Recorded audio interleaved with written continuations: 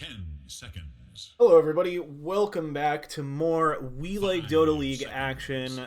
We're back in it. It's group stage week number 2. And we've got another Crown Division matchup, this time between Savoury characters and MUDBOYS. I'm Whitehawk. I'm joined this week by Grapes, my teammate and good friend. How you doing tonight? Doing well. Looking forward to some Friday night dotes. Hell yeah. So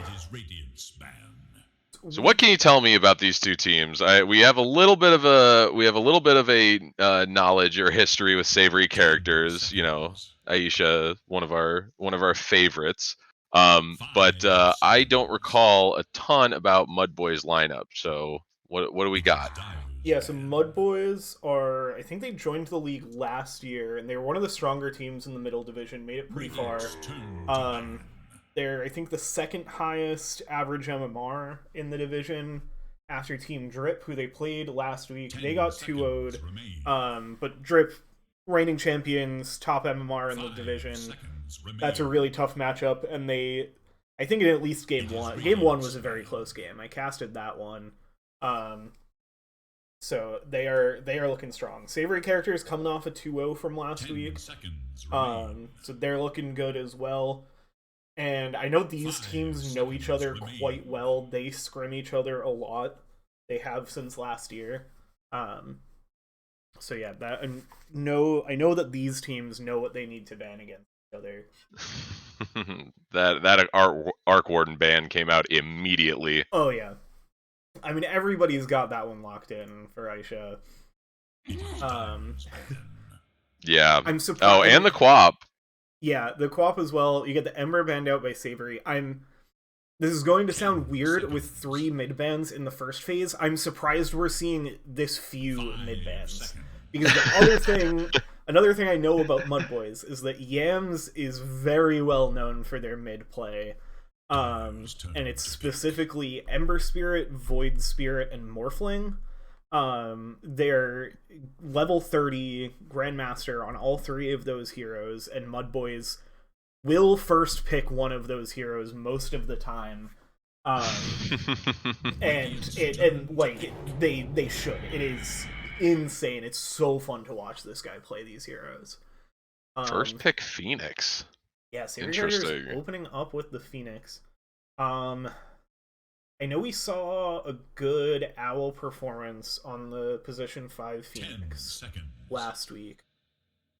And I think they like 5 seconds they like heroes that go well with the Supernova. They like a Tidehunter or a Mars in the off lane. They like a Faceless Void in the same lane. Yeah, there's your first pick, Void Spirit. It's gonna be one of them. Whichever ones get through, Yams is gonna take one of them, and they're gonna take it in the first phase.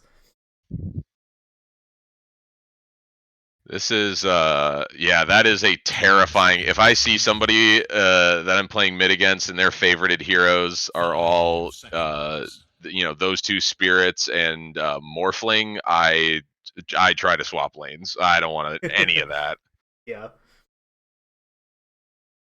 I'm guessing this Phoenix pick pushes them more towards, like, more away from the Morphling, more towards the Void Spirit. Void Spirit, I think, is also a much more meta mid right now. One of those university heroes, always strong, no matter what.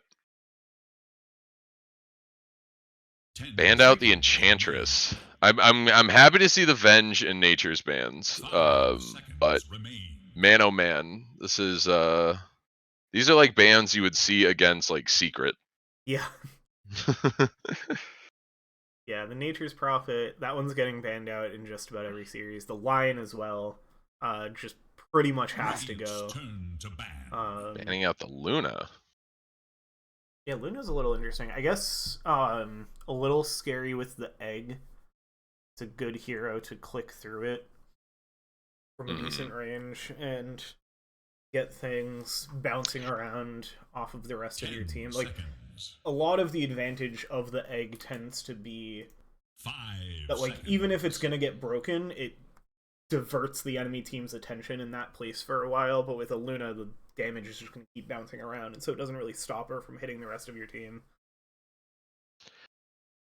Do you know how the Luna ult turning everything to night works with Phoenix? Is it whichever one's cast last, or does I want to say Phoenix overrides all other day to night shifts or night to day shifts? I think Phoenix is the highest priority. Yeah. It also, like, with the Luna, like, Luna turns it to night, but there's no, like, mechanical difference for anybody but Night Stalker, right? Slark, or, like, and there's, like, Slark, Lycan. There are a few. Does Lycan have? Does Lycan still? He did at one point that, like, Howl was, like, better at night. Ooh, they steal the Mars. I like this Mars steal a lot, because with the Phoenix it's really scary, and I know Pepperboy plays a really good Mars. So, if you don't want to ban it, which they prioritize the Faceless ban, which, great call there, too. That guy's top of the meta carries right now. Combo's great with the Phoenix, so... Yeah. For sure. Ban one of the Egg combos, pick the other one. They banned out the Wyvern, too, which would go really well with it, and that's something last week we saw Savoury Characters flex. They played at position 5 in Game 1, and then mid in Game 2. I love that. I love that spicy, swapping a hero around from core to support. Yep. So Tidehunter is still in the pool. Who else would we see with this Phoenix that would really open up their draft and kind of cover a lot of areas? I don't know. I definitely could see them going the Tidehunter. They don't necessarily need a big combo with the Phoenix. It plays well on its own.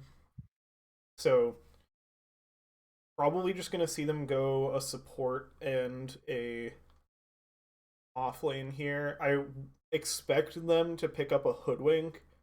Or no, they don't have Benj playing, so I'm actually less familiar with their position 4 for this game.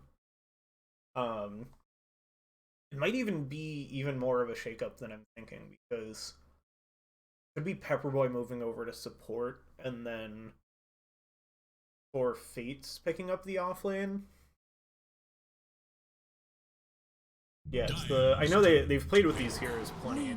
Ooh, they're actually gonna grab the Lina now. This is another one of Aisha's well-known scary heroes. One that you normally see eating a ban early. So, no surprise that they want to scoop it up while they can. It's a pretty safe hero to pick early, because especially if it is going mid, because there really aren't a ton of heroes that that can counter or full counter a Lina. You know, depending on who her lane opponent is, she can go optimize for right click or magic damage.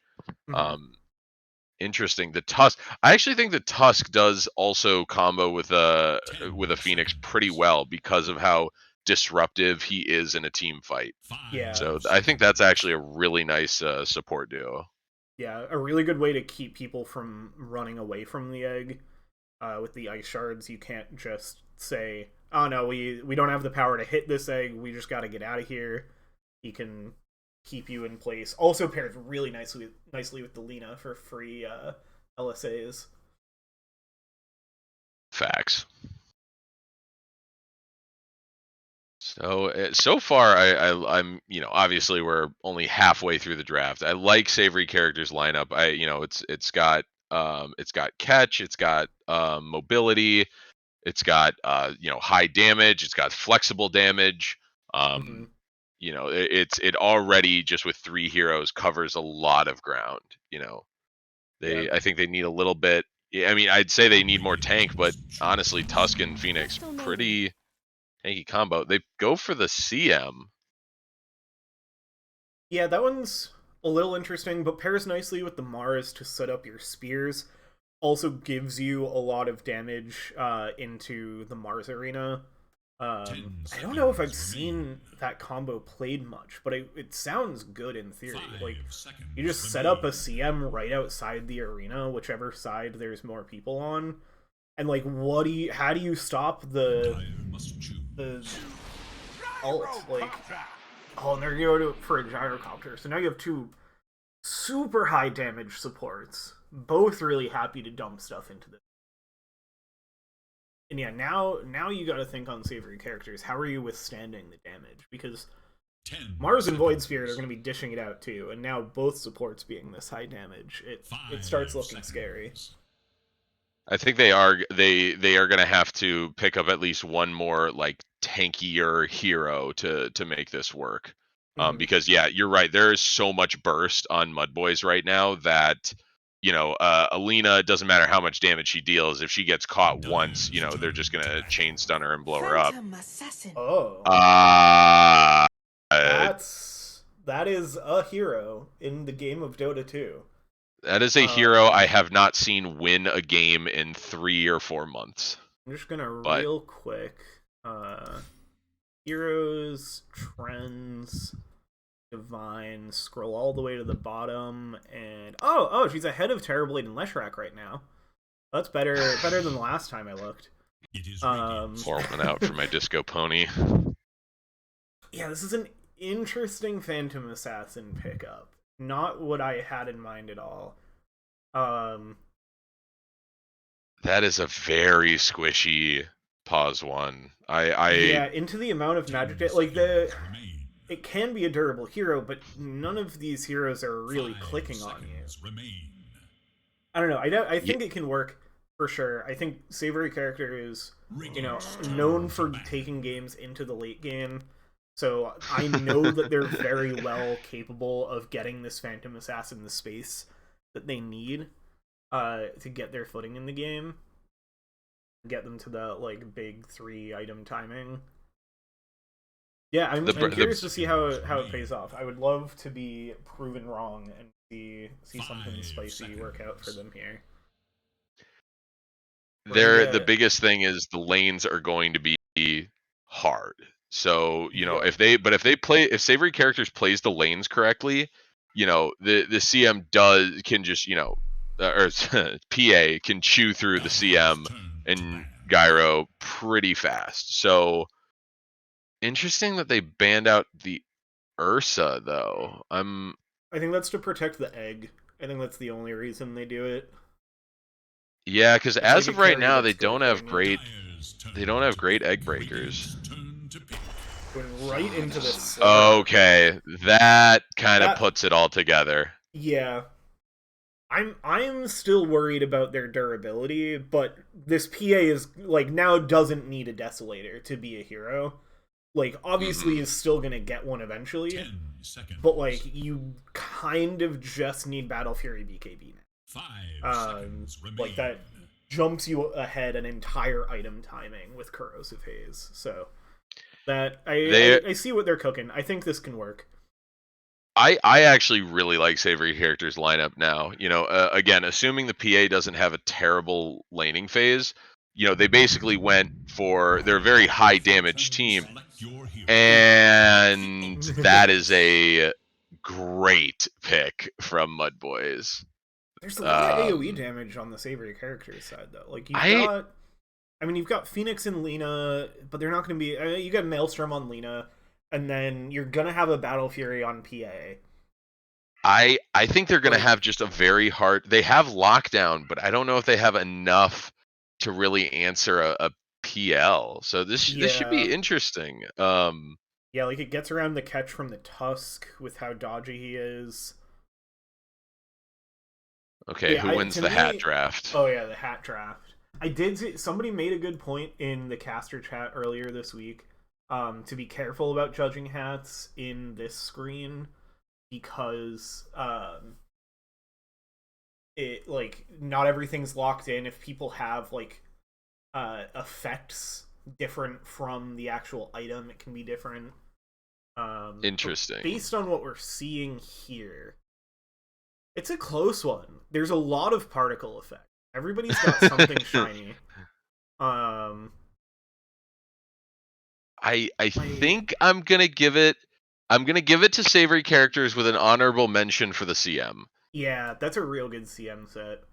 That is an awesome CM set. Like it's a few different things going on. It's the Arcana at the bottom. I don't think that staff goes with the rest of that armor. Yeah, it's a good set. I can't wait to start busting out my ugly sets in our WLDL games. The league is not ready for what that timber saw. All right, and let's get started. Smoke out from base from Savoury. These guys are pros. This is something I've been wanting to. My deepest sympathy. They've learned the new way to counter Savoury. This is a good opportunity faster to learn. than Chicken Eater Noodles. Yeah, this like smoke out of base immediately is something I want to get in the habit of doing. MUDBOYS, they did hang on to a smoke and pop one as well, and we're gonna get it. Oh, they broke the mid break. Oh, Ziggy G. Oh no, it's gonna get shard stuff. Oh, they got him. There's no escape. But do they still stick around? I mean, they've got some AoE on their side. Looks like they're going for the Tusk. Oh, huge stun from Pepperboy. Gonna give 4 Fates the room to escape. Now the Slardar's gonna be in a little trouble. Yen's getting low as well. Another, oh my god, crushing the LSA, but the Remnant. But they get fought forward as well. Pick up the kill on the PL. This is immediate chaos. Oh my goodness. I love that. I was gonna say it looks like that's where it ends, but there could still be a fight around this mid-river room. No, he's gonna. Yams though is gonna throw out the Remnant. Yeah, no, they'll all back off. She gets a very early bottle. Yeah. That is because that was first blood to the mid laner, which you like to see. 3 bounty runes for Savoury characters as well, so they definitely get the better of that little first blood rune engagement. Okay, so it will be Pepperboy reprising their role in the position 3. The Slardar 4 Fates on the position 4 Tusk. Laned up against Font Forward on the carry Phantom Lancer. Magnus on the position 5 CM. Mid lane is Aisha's Lina against Yam's Void Spirit. That is a pair of high skill mid laners on some of their best heroes.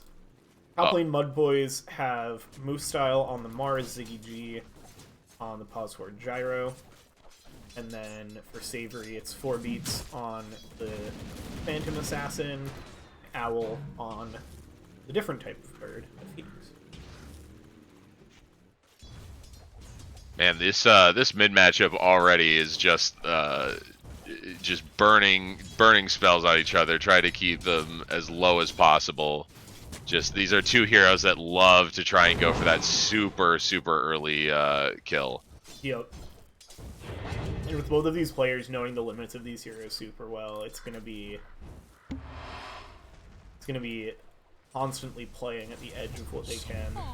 Someone lays blame. Stand by, I have to go check on the dogs. That's good.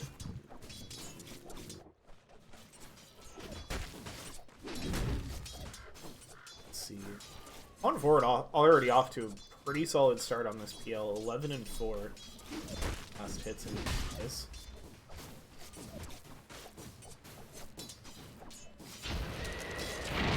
CM has to play super carefully though. To a Tusk Slardar, the amount of blow up potential of these two heroes is pretty scary. And get another nice crush from Pepperboy. Booted up by Magnus though. Just outside the tower. Getting pretty low though. Font Forward maybe has an opportunity. The damage from the Crystal Nova not quite gonna tick Pepperboy out. Full to escape. It's actually the Slardar that's taking the pressure here. And go up, so we'll be back in the action soon.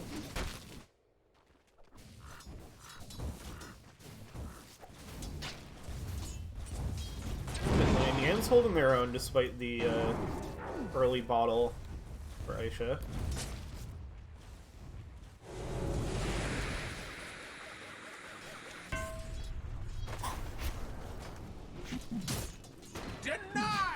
Everybody kind of chilling. Font Forward is really showing off with these last hits and denies. Yeah. Really getting the better of the Slardar.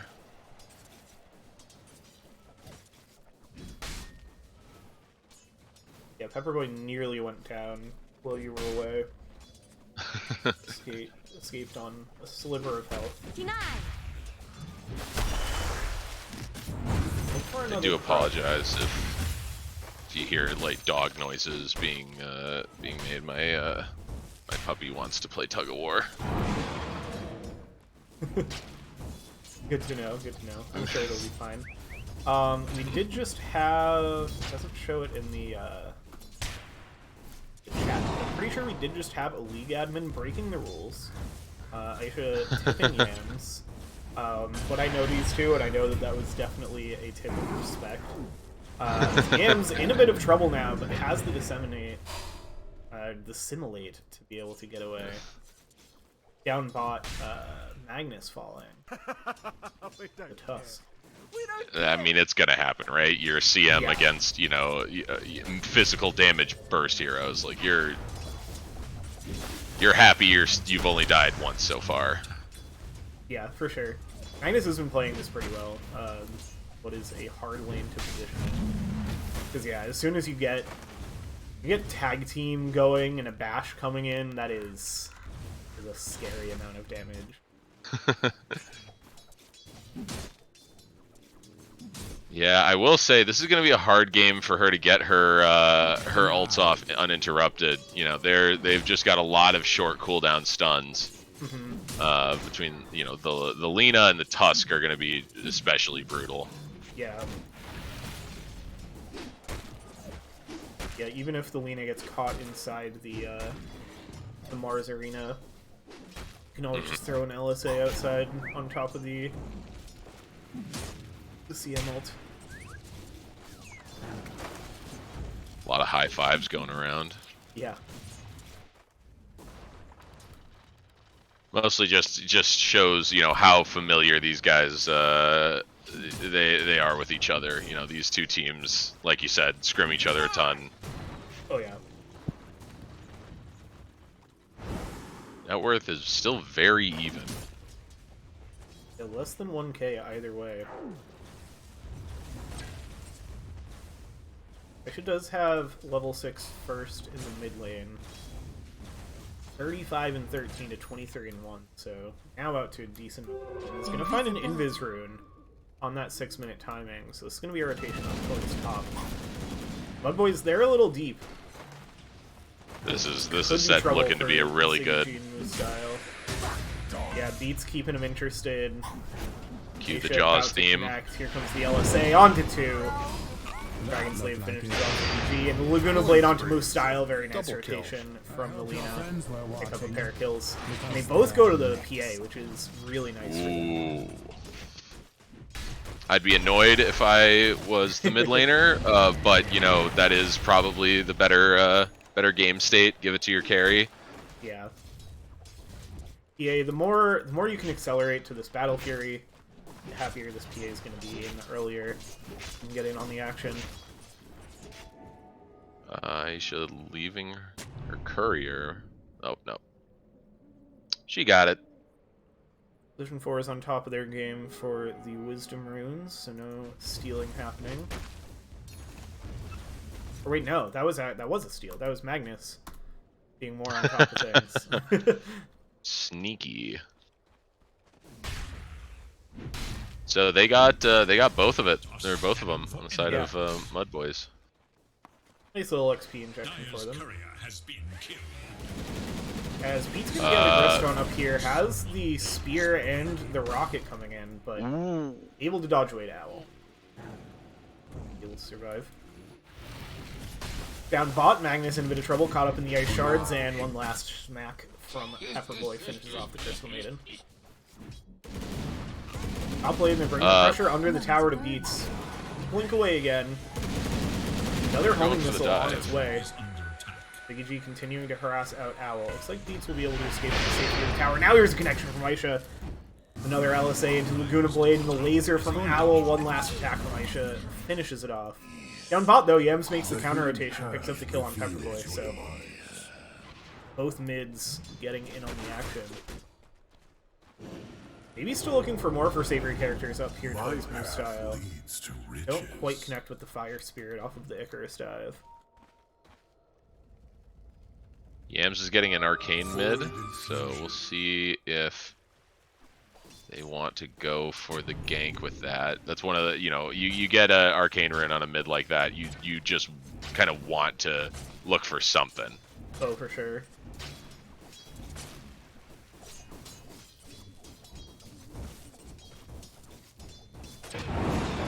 And there we go. Yeah, dives in. Caught under the LSA. To their middle tower. It's just gonna offer the high five and walk away. Yeah, there's a little. Let's see what the net worth discrepancy. Okay, yep. PA and Lina at the top. Forfeits charging forward towards Magnus, but it looks like everybody. I'll maybe look to set up on Pepperboy with some illusions, but not to clear that.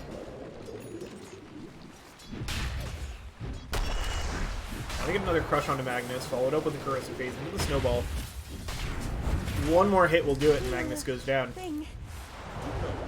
Just kind of these are CM things, you know. Yep. How you walrus and a fish. To go this stage. Pepperboy wants to get that stun. Show him who's boss. You have to be a little bit careful, as Pepperboy is the one low on mana now. Not that you need a lot of mana when you're a fish. Radiant's middle tower is under attack. Well, Tusk does have the mana boot, so he's getting a little bit of that aura, but Yem's almost finding a kill in the mid lane. Now Forfate's looking to turn around, but a nice assembly. Escape up to the high ground. Doesn't get quite by the ice shards either. No, not like this! Uh-oh. That may have been a mistake. this is Aisha top of the net worth right now.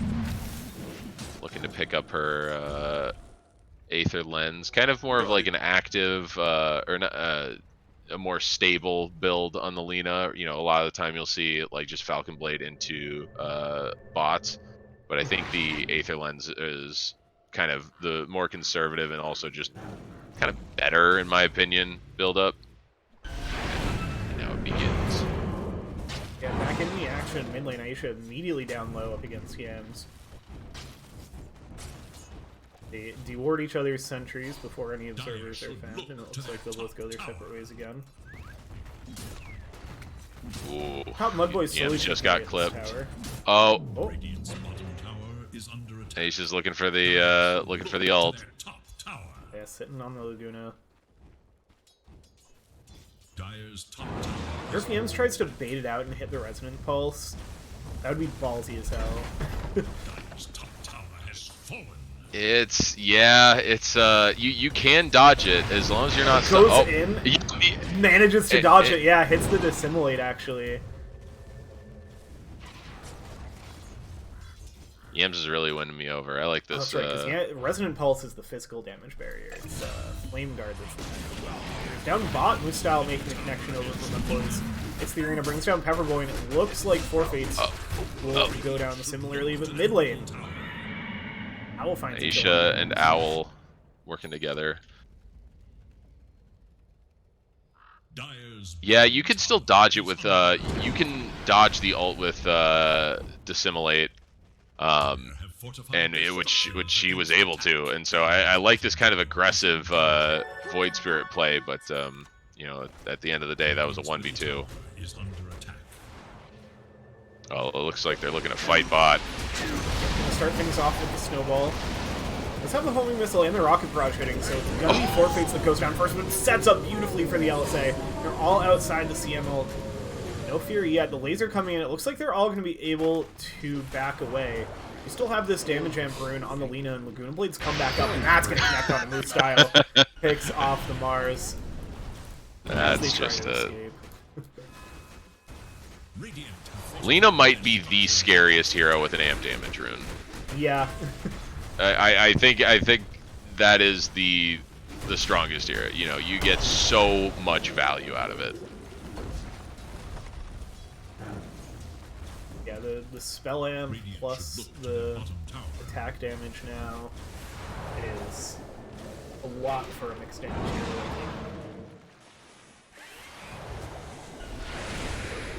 What are people's timings looking like? You know, Moose Style is about 500 gold away from Blink Dagger on the Mars. That'll allow them to, you know, they'll be making much more of a threat for the Lina. You're getting a weird little fight around this Lotus pool. They decide to chase under the tower. They're going to go in with the Snowball. Doesn't bring anybody with. And probably not going to quite connect. Breaks up. Yams making their way over. Moose Style weirdly trapped by that Ice Shards. Now they're going to turn around with the Homing Missile. And Yams jumps in, so Forfates is going to fall. This is all Magnus just gets the space, revenge right? kill. Like, they're doing the party lane thing, and MUDBOYS are keeping their PL in the party lane. And the PA has not been in the party lane. And is not too far away from this Battle Fury. Dominator, I guess. Big fight going on bot. Isha picks up the kill on the Gyrocopter. Yam gets one in return on the Slardar. Radiant's top tower is Dire's bottom tower has MUDBOYS fallen. use that to convert into a tower. So they get what they want out of the party lane. Radiant's top tower is in danger. I looked over top towards the PA farming right as the party really got started. There's no party like a bot lane party, because a bot lane party never stops. It really does feel like the party lane is more often bot, doesn't it? Yeah, I don't quite know why. Maybe it's like I imagine there's... I don't think it's like a skill thing, because I do it, and that's... and I don't think. I have no brain. So I have to imagine there's something that just like draws, you know, you're more likely to go to the bottom corner of the map. I'm sure there's some psychology to it. Yeah.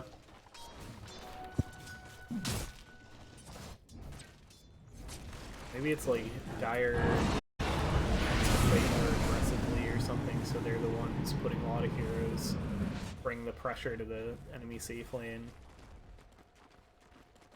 I think people just like to hang out in the bottom corner, you know? Yeah. It's safe, it's comfortable, you won't fall. Yams has the Echo Saber and is now going for the most broken item in the game, the Mage Slayer.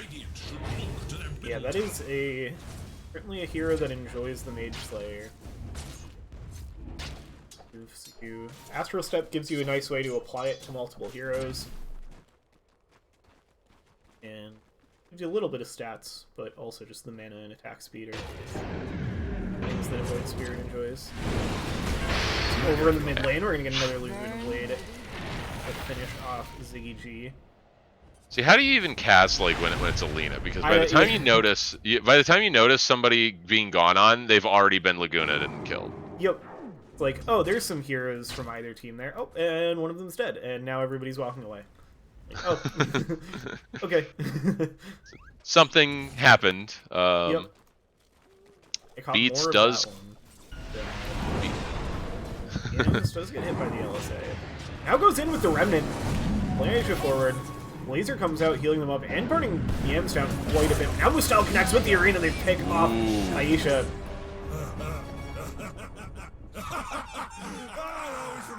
And once again, it's just the one kill, and then, I mean, everybody's hanging out here. They want to find the... Party lane has shifted. Pressure.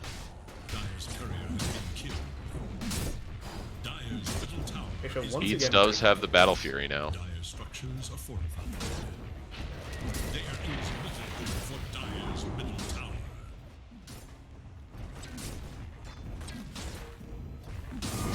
CM sitting here low. They're gonna bring out the Sunbeam.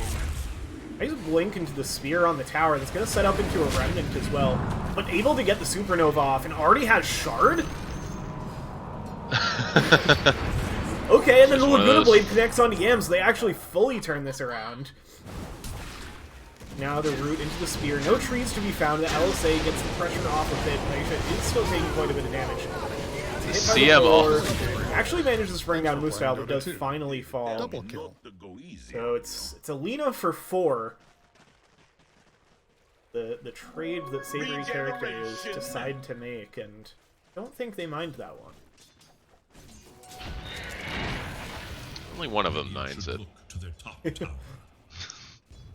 You never, as a mid player, you could kill all of the enemy team. If you die, if you're the only one who dies, in your mind, not worth, never worth. You're the most important hero on the map. Yep. Why you're the position 2. We get to be the most important for like 20 minutes, and then not. Interesting. So Beats still going for the Desolator after the Battle Fury. I mean, it's just kind of, you know, it gives you even more physical blow up. You know, I think they could have gone for the BKB. Spear into the wall, but the heal's there. They get the Laguna Blade out. They do finally finish off Alina. They get Owl in response to Ziggy G into the mix. They get brought down. Just about, yeah. Owl will finish it off with some of that tick damage. Orphate's now trying to escape Mage Slayer finish on Yams, so that's going to get applied. Or Beats maybe looking to get in on the action. Pepperboy, though, getting controlled up by Yams, and it's a triple kill for the Void Spirit. Is under attack. And this is a back and forth game. This is a slugfest. Yeah. 17 best to kind of 12 Dota. at 19 minutes, and no net worth lead to speak of. That triple kill just evened things out. XP lead still in the favor of Savoury characters with those extra kills, though. MUDBOYS is still has a Wisdom rune to get, but don't think that's high on their priority list right now. Yeah, somebody will swing that way and pick it up eventually. They might even wait till 21 and then scoop up 2 runes and get the Tormentor. They're gonna get a smoke of 2 heroes. Hell and Magnus. I'll find somebody, and if they can find this Lina, certainly enjoy it. That ward do some favors though. Style seems to have a sense of where this lane is farming. He's going to see some dead creeps, and now he can jump in, but misses the spear and gets stunned by the ogre. No, not like this. Is just going to be able to back away, but Savoury characters maybe looking to punish Pepperboy in the area. Like they'll just bring down the ward. Oh yeah, that was a MUDBOYS ward there. Yams is going in, probably just to tickle a little bit.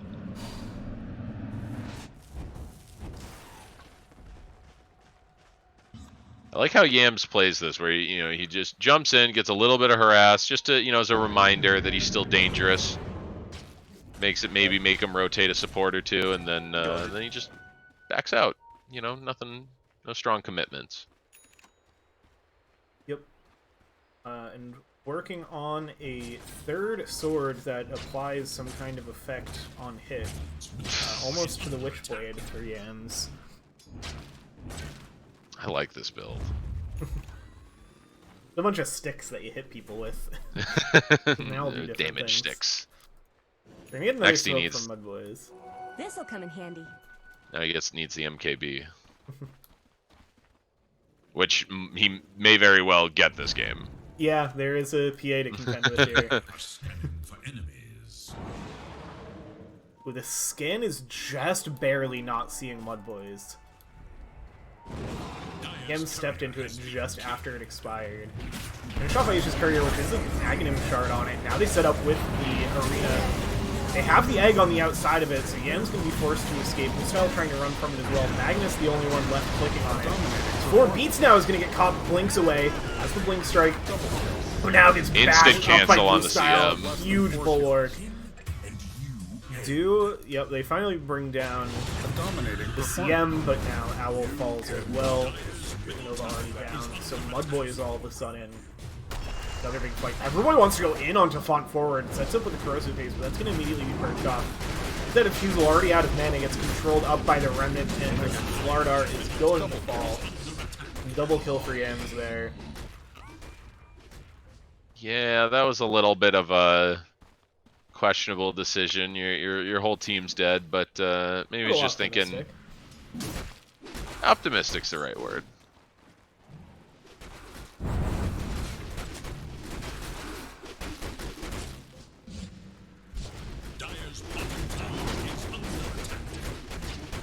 They're just, it looks like they're just going to push down this tier 2. They might even go for the Tormentor afterwards. Yams immediately going for the upgrade. Pink stick that deals more damage. Green stick makes you deal a lot more damage. Which I feel like having Mage Slayer and Parasma on one hero is just rude. As up top, 4 beats can get speared and brought down. You would not have done well in my service. MUDBOYS wanted nothing of that Phantom Assassin hitting their top tower. Yeah, I think PA needs to wants to just sit in the jungle for a little bit longer. Only about 3k gold away from BKB. Yeah, that'll make a big difference for the PA in this game. You got tons of control coming out from Yams, tons of magic damage from Gyro. Jumped on by Pepperboy. Blink dagger controlled up past the corrosive phase. He's gonna throw down the call down. Trying to get away. Another blink coming up in a few seconds though. Pepperboy just gonna run down. The Guardian's from now. Yams is in and a rocket barrage. No way Ziggy G lives there. That's silly. What in God's green earth is happening right now? I agree, Yam. I'll always remember how foolish you looked. Man, Yam's game is looking really good. He's been fantastic on these rotations. Yeah. Dire's top tower is under attack. Yeah, what I was gonna say is it feels rude to have Mage Slayer and Parasma on the same hero. Because you just hit people and then they do less magic damage to you, and you do more magic damage to them. It's Dire's middle tower doesn't feel fair. What are you talking about? It's a good time for one hero and sad times for 5 others. He's got the Parasma now. Slowly taking a road. Going for the Sanch and Kaya next. Yams, you degenerate. I love this. That item's really good for this build for Yams because that's 2 sticks in one.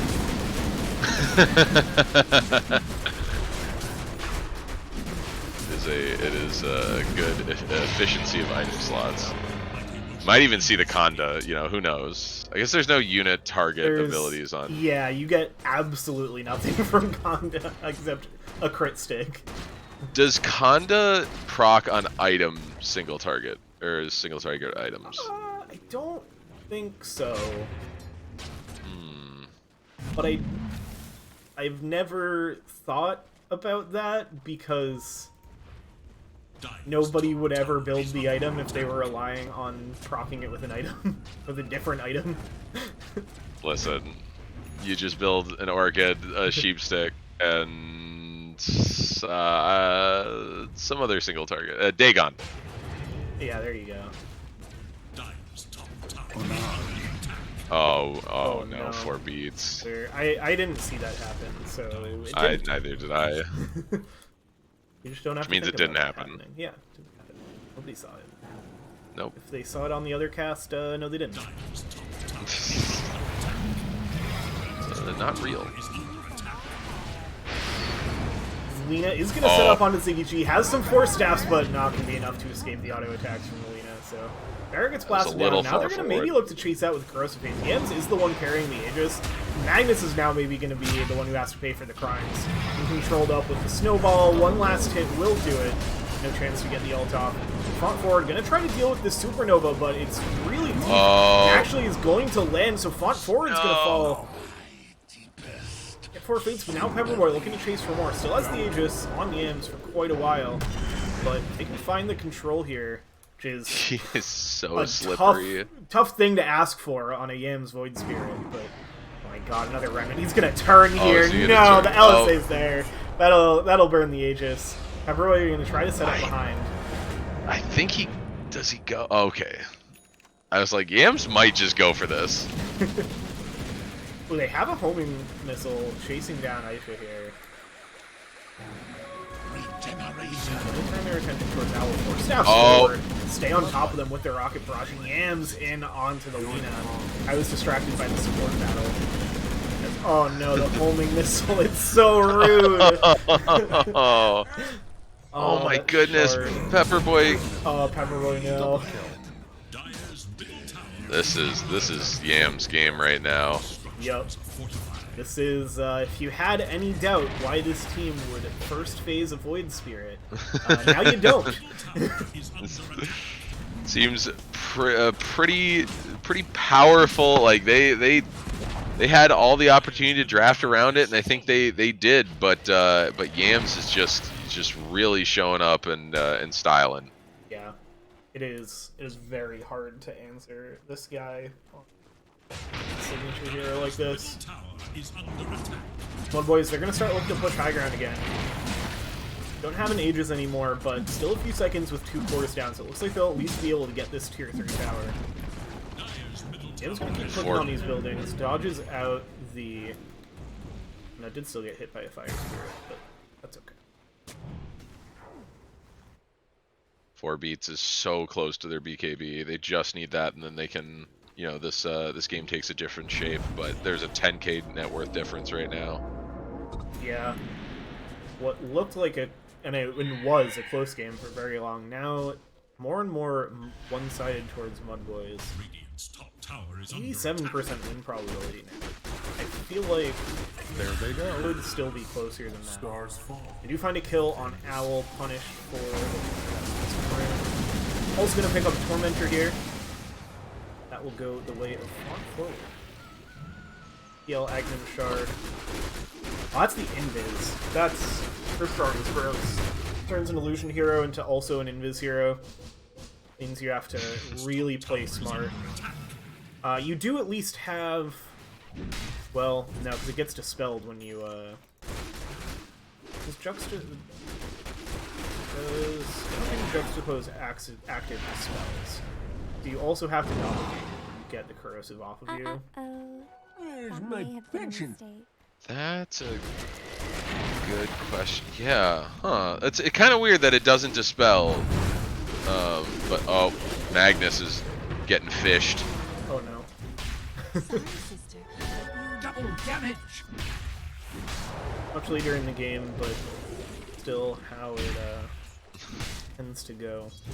How that interaction is supposed to happen. Yeah. The natural order. The cold woman versus Oh, yeah. interaction. Yams goes Oh, on what is 4 Yams beats. doing? Forced him to BKB. Oh, just to escape. Not That how is- you wanted to see that first BKB time, but Yeah. But he got out. yeah. Without it, he would have just died. So with all of the outer tier 2 towers gone on the Dire side, we are into the Savoury high ground portion of the game. 1 tier 3 tower down is good news for MUDBOYS. They're going to look for more, going to try to find these barracks, getting in the mix with the Laguna forward. Oh. Is that another Laguna dodge? Yeah. Yep. My goodness, Yams. I mean, and here's the thing. That was an E-Blade plus Flame Cloak. Like, that shotgun damage might have actually just killed him. But, alas. Yams too fast.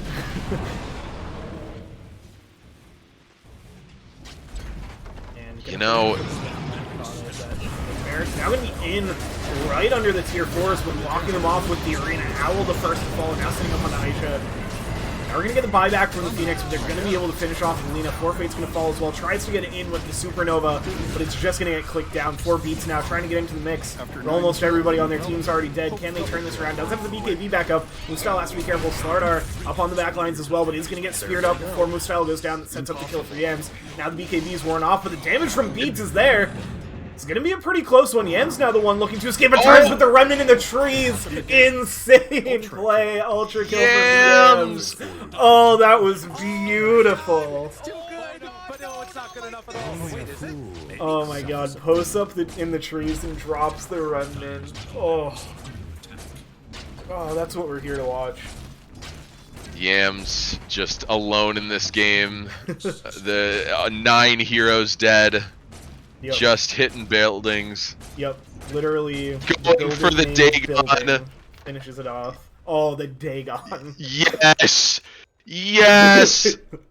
This is bordering on disrespect, but it's now going to jump in onto the Tusk. The only hero back for Savoury characters. It's a little Snowball is going to connect. Oh no! Oh no, the ice shards. I mean, he had the astral step anyway. Yeah. Yam's playing with fire, and now a Dagon.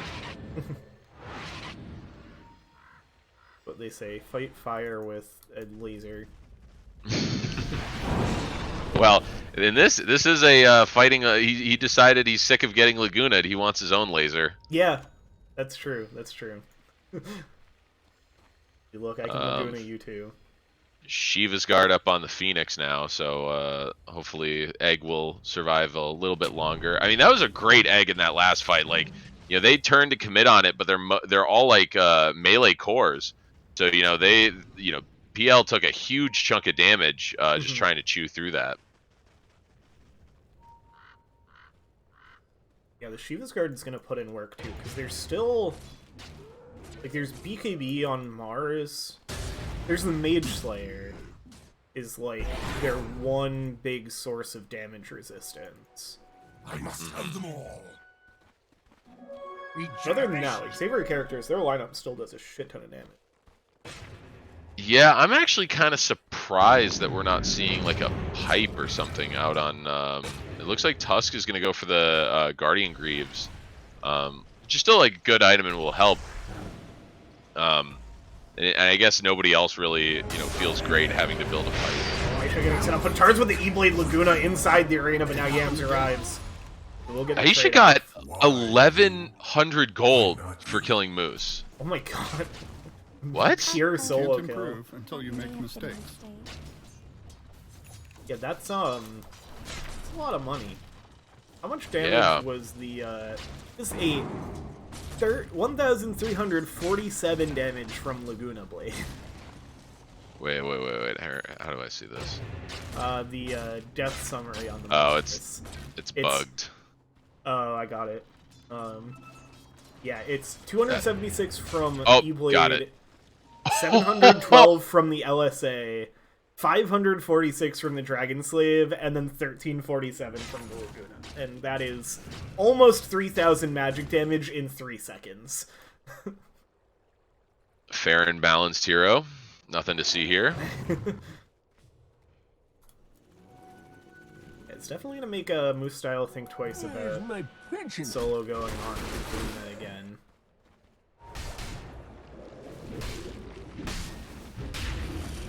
Let's see, what else do we have looking for these teams? He's got the level 5 Dagon. Satanic. Yams has finished the Dagon. And they look for another road. Cheese on it as they picked up on the dire side. Does give the roar to inform Savoury characters, but certainly nothing they can best this one. Any of the Aegis to the PL this time. Cheese for I think Yams. that's pretty good. That's not a bad idea. I mean, Yams is showing that it's impossible to lock him down. So Yeah. you know, might as well put it on the face tank. I can't imagine how much money they're gonna get if they can bring Yams down. 19, 2, and 6. Dire's tower is under attack. he big scary. But they smoke in their base. Savoury characters, like, you know, they've got items on. You know, PA has her 3 items. You know, working on the Satanic, but Yep. she can still blow some people up. They've got BKB on Slardar. Can get in the mix and stick around for quite a while. Remnant finds the smoke for Fates.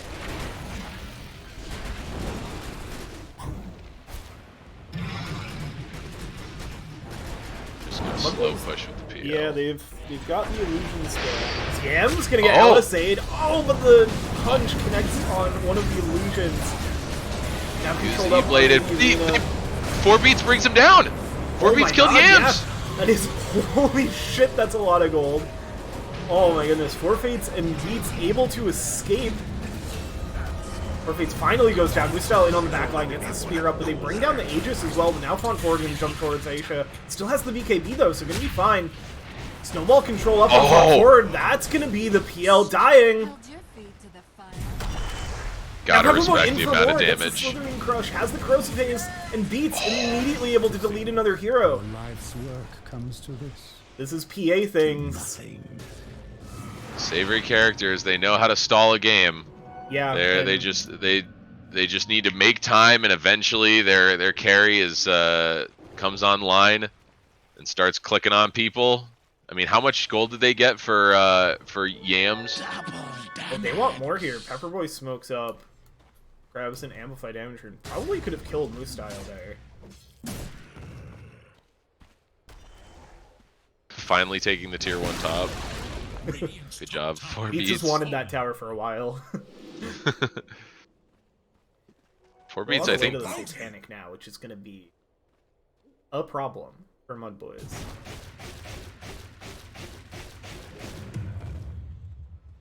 Yep. I always think Ninja Gear out of PA feels a little redundant, but you know. Yeah, but it's got 20 agi. Yeah, it's not bad. It's probably still the correct call. It always feels feels, you know, less value than the item normally gives, but it's still the best option.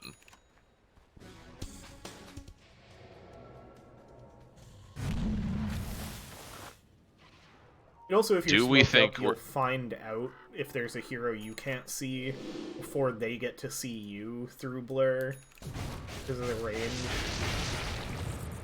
Yam's got the timeless relic. Oh, Oh my goodness, God. the amount of spell damage is just absurd. But then not to be outdone, Aisha's also got E-Blade, Ags, you know, and also she got the Timeless Relic. So they both have these like huge shotgun burst mids. Yeah. We should talk about something other than the mid laners, because I will only, those are the only two heroes I see. Where is Even though I Slardar's play carry 4K now. health coming? Slardar has crazy good. He has 3.6 strength gain, and then every item in his inventory except Blink gives some kind of strength. Yeah, that's true. Oh yeah, because he gets 45 plus. He's got 55 plus strength from his items. Damn, yeah. Yeah, it was It's like at a glance, I was beefy like, this guy's fish. still got like 2 bracers in the inventory. Like, where's this coming from? Well, bracers give 10 strength apiece after 25 minutes. Like This is true. This is true. that's 400 health between the two of them. There's that right. How much health does one strength give? I don't remember. It's 10, right? Maybe it's more. Oh, Pepper Boy. Oh my. That's illegal how much damage they were doing through BKB. What is this, Valve? Why?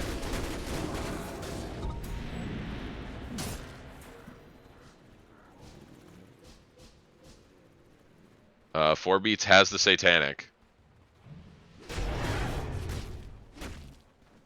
It's time for PA. Yeah. Pretty hard to contend with. I mean, this is taking us back to like the last TI quals when PA had her like stupid strong patch. It was like if you could stall enough, there was eventually nothing you could do to beat a PA. And she's certainly not in that state anymore. But like they're getting to that game state where the game isn't over yet, which means the PA is only getting scarier. That being said, we're seeing some the supports are starting to get their items now. You know, they've got two on MUDBOYS. They've got 2 Solar Crest. Oh, yeah, I'm just gonna jump down onto Pepperboy. He's gonna get set up on Sylvan. He'll look for the Dissimulate and the Astral Step away. Ends up being kind of no-go both ways.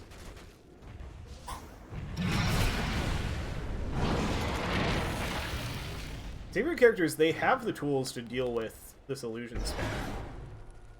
So it's not free for MUDBOYS. See if they... Really a test of patience for them at this point. Can they keep chipping this away? Still a bit of a ways before Roche is up. 4 Beats also picked up the Basher, so now it's, you know, if they get lucky, it's a wrap. Yeah. Not far from having an Abyssal Blade too, sitting on a couple thousand gold.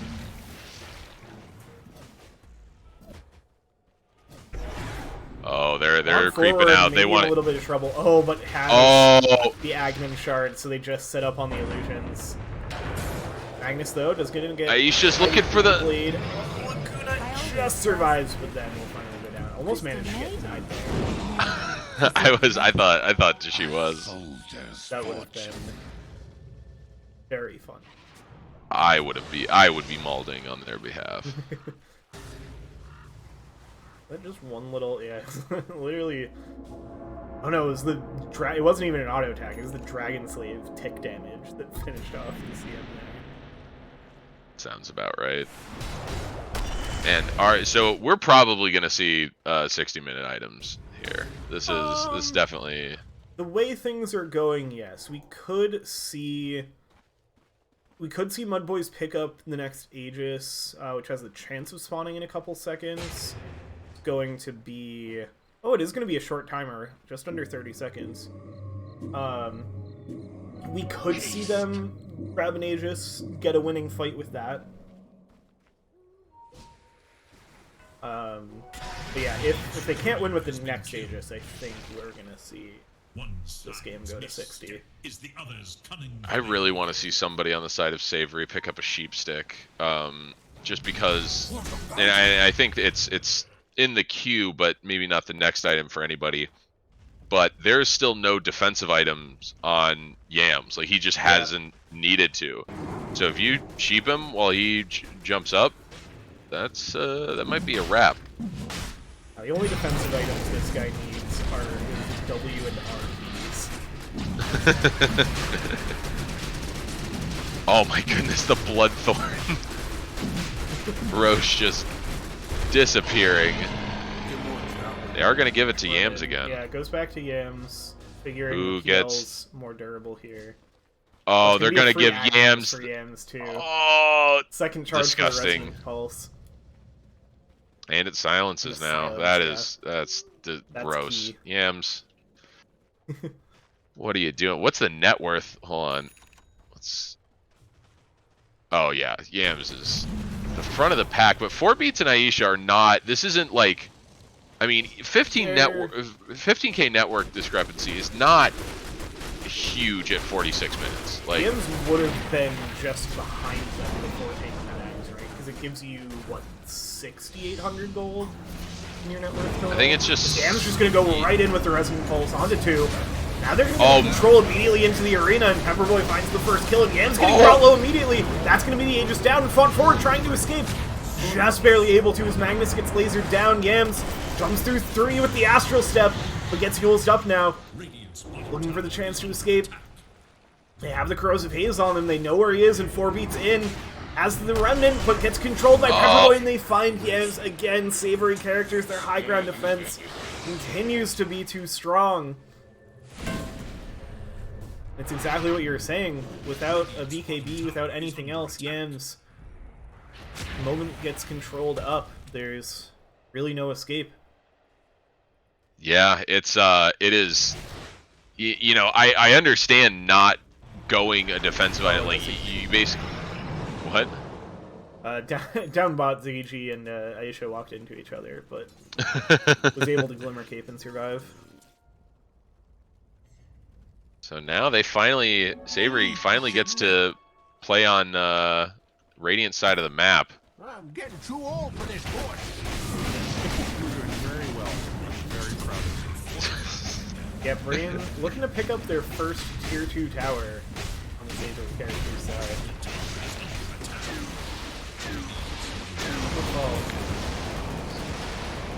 Man, Gyro does so much damage, even as a support. Just Yep. It's dumb. Bottom tier 2 tower not very high on health either, so yeah, that's Pepperboy going to be charged, that and that one up. Radiant's bottom tower has fallen. So now, I mean, the thing is, so yeah, now I think very, very likely we see 6 items, because now the net worth lead is down to 3,000. But MUDBOYS issue, also though, have a really good high ground defense. well, so I was thinking about that, and I don't know. You know, I think relatively it's not bad, but I think that Savoury can siege much more easily than MUDBOYS could. You know, I think the PA just goes up, clicks the tower a little bit if they've got the Aegis on them. Well, actually, it'll be a while before that happens. But you know, Lena doesn't have to get too far up. I think it's and Aisha's got the refresher orb now. Oh my! Oh god! And is gonna pick up the damage hamper in here. Ooh. That is spooky. That is scary. MUDBOYS pick up their Tormentor. It's an Ag Shard for Yams. Longer Dawn of the Aether Rebel. I like that the Gyro and the CM have basically the exact same items. Like, Yeah. Other than the Glimmer and the boots, you know. The items you kind of need in a PA game. Yep.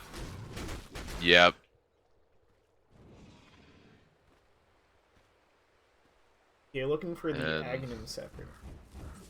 And Four Fates is going for the Ags, the kick. You know, that's going to be scary. That's a huge difference maker in high ground pushes. Mm-hmm. That's going to be what can really break the parity in this game.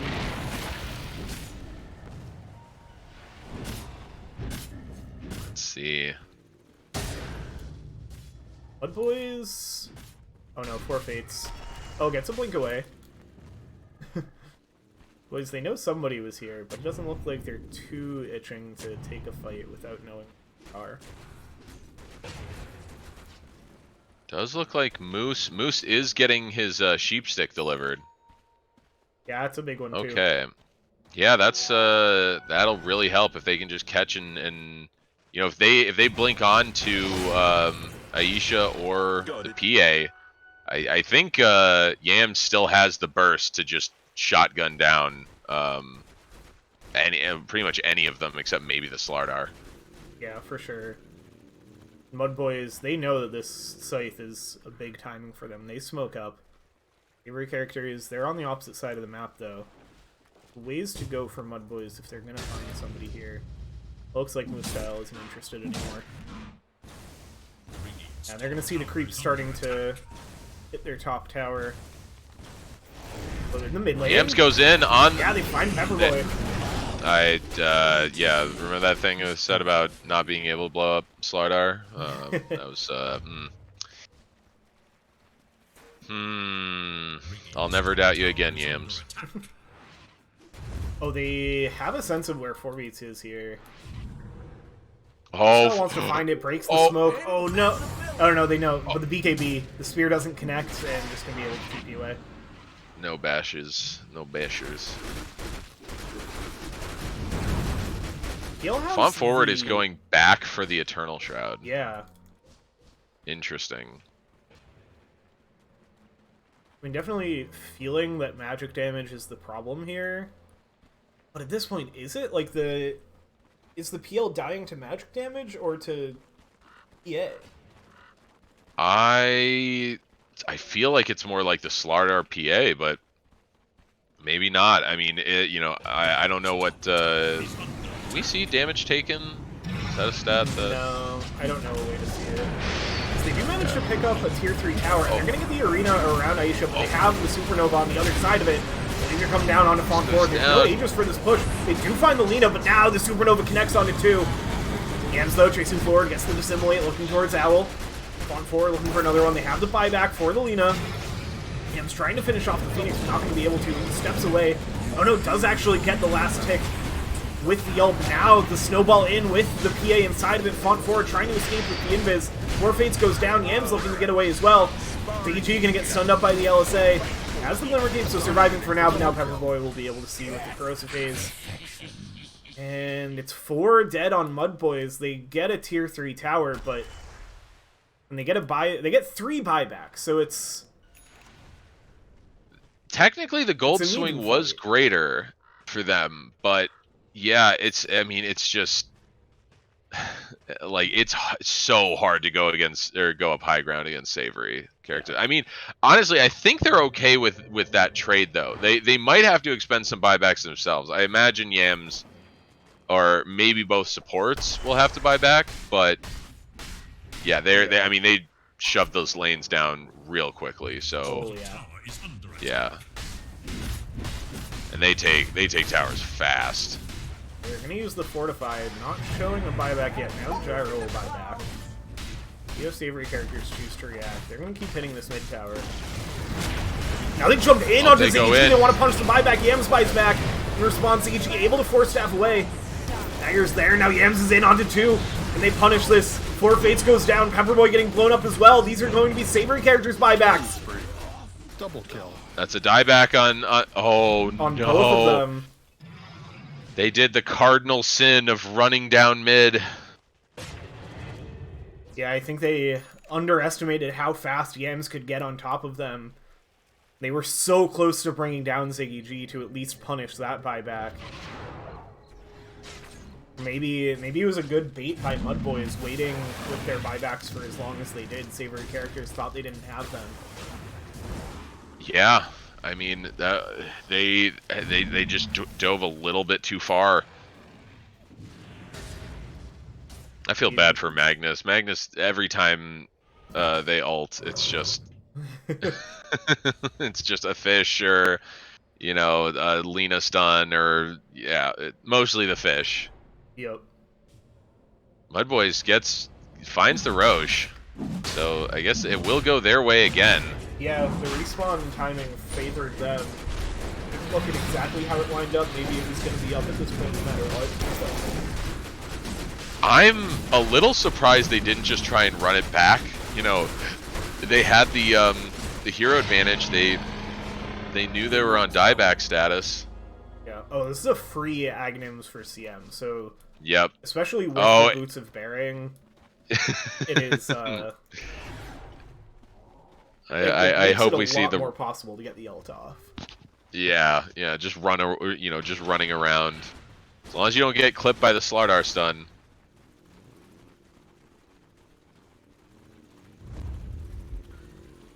Okay, yep, they're once more up up at the top racks. They're gonna be patient for now. They smoke up, they get the illusions going. They are going to be back up on the side of Savoury characters. Just 7 seconds to the Slardar.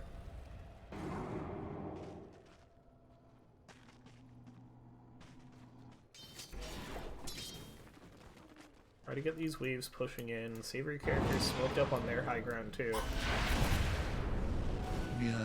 Sitting so far back, they want to be the ones to get the jump. They don't want to be the ones getting jumped on. Kind of the name of this whole game. Right now, they're just trying to get that chip damage. I mean, this is a slow siege. Those PA illusions. This style actually PL illusion bot to bring in that wave, so they want to try to get all these waves pushing before they really pressure. But now that they've shown, they might, Savoury characters. Yep, they smoked. Yeah, they might try and. They know they're split up. Oh, and they're gonna see Ziggy G channeling this. Pepperboy pretty far jumps in. No. That's a dieback on the gyrocopter. So that's 2 minutes without one of your sports. Yams though looking to punish. It's one barrack. Oh. Comes away. Beats is in with the bash. It's silenced up though. Has the dissimulate. They'll go their separate ways. What a bounty! Wisdom runes are up. 2 minutes till game is decided by RNG.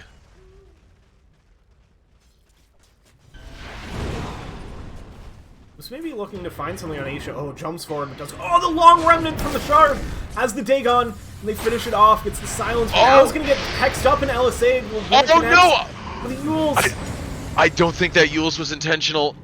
I think if they had just refreshed and blew their combo again, he kills him. Oh, Pepperboy though looking for the chase, but it's the remnant that connects. Now beats in with the bash again. Oh no! That's the Aegis. There's he used the hex. He's in range. I'll say a little early, but they have so many stuns. That's a dieback on Yams.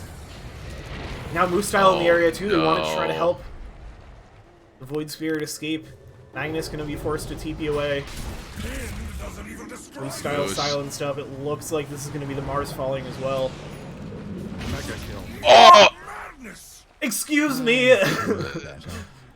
That guy isn't supposed to die that fast. That's not fair. The death summary is bugged. I need to know what that auto tag dealt. That was not okay. That was criminal. So here's the buyback for the Mars. Rip that death summary. We'll never get to see it. Pepperboy teeing off on the barracks. Gonna finish one of those off. Long forward now, maybe a little too forward. You get the stun up with the spear of the arena. Norbeat's now the one in trouble. They have the egg again. The heal's up. Beats back to full. Magnus now getting controlled out of the freezing field. Stunned up and going to get brought down. 2 minutes without a Crystal Maiden. Silence out onto the Lina. Moose Style jumps in. Still a minute without the Void Spirit as well. Another barracks falls. For characters they've held, is it their time to push with 2 heroes down? On Forward is playing this is doing a great job just getting that harass out.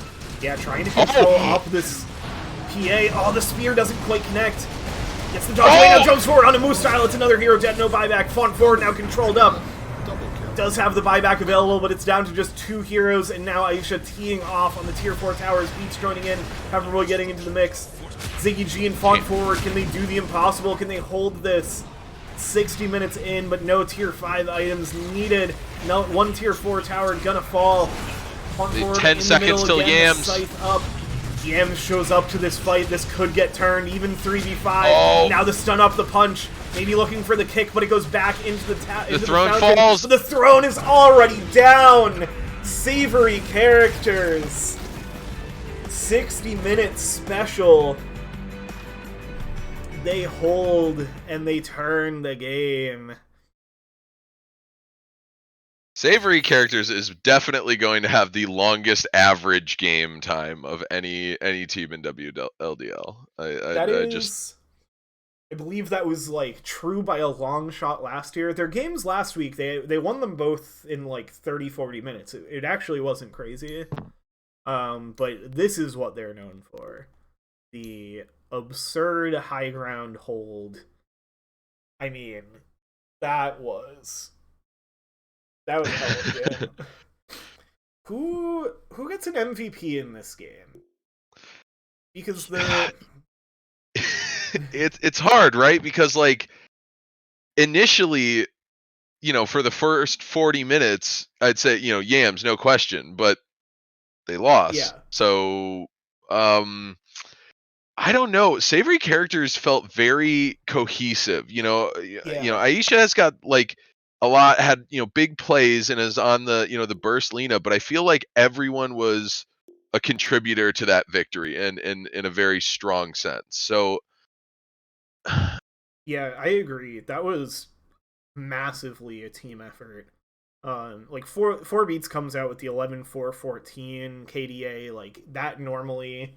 That's an amazing PA game. Aisha 17-8-18 on the Lena.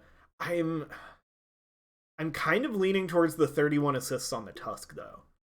Like it's so hard, or maybe it's the Phoenix. I don't know. I feel like in a game where it feels like it's the whole team, I feel like that has to go to the supports, because that like you don't get to that point without your supports playing a good early game, without your supports having good vision. I think I can concede that. I won't claim a support bias or anything, but I think that's fair. Yeah. Honestly, I'm going to give it to Owl for the Supernovas, because there were so many of them that would, if you just, like, tuned into this game, you saw a team fight, didn't really check on much, you'd be like, oh, Phoenix-Mars combo, classic. Like Owl was punishing them for taking the Mars combo away by just using it as if it was their team. It was a lot of really, really good Supernovas in a game where they absolutely were not free. Yes, those were definitely the placement on those Supernovas. Like there was never, it didn't seem like there was ever a gimme. They broke the egg a couple times, but they had to pay for it. So I'd honestly I'd agree with that. I'd say Owl and Four Fates, to be honest. Yeah. But I think the Owl had more opportunities to strut their stuff. Yeah, I agree. All right, that does it for game 1. We're going to have a quick break as long as we haven't talked too much. So hang tight and we'll be back soon for game number 2.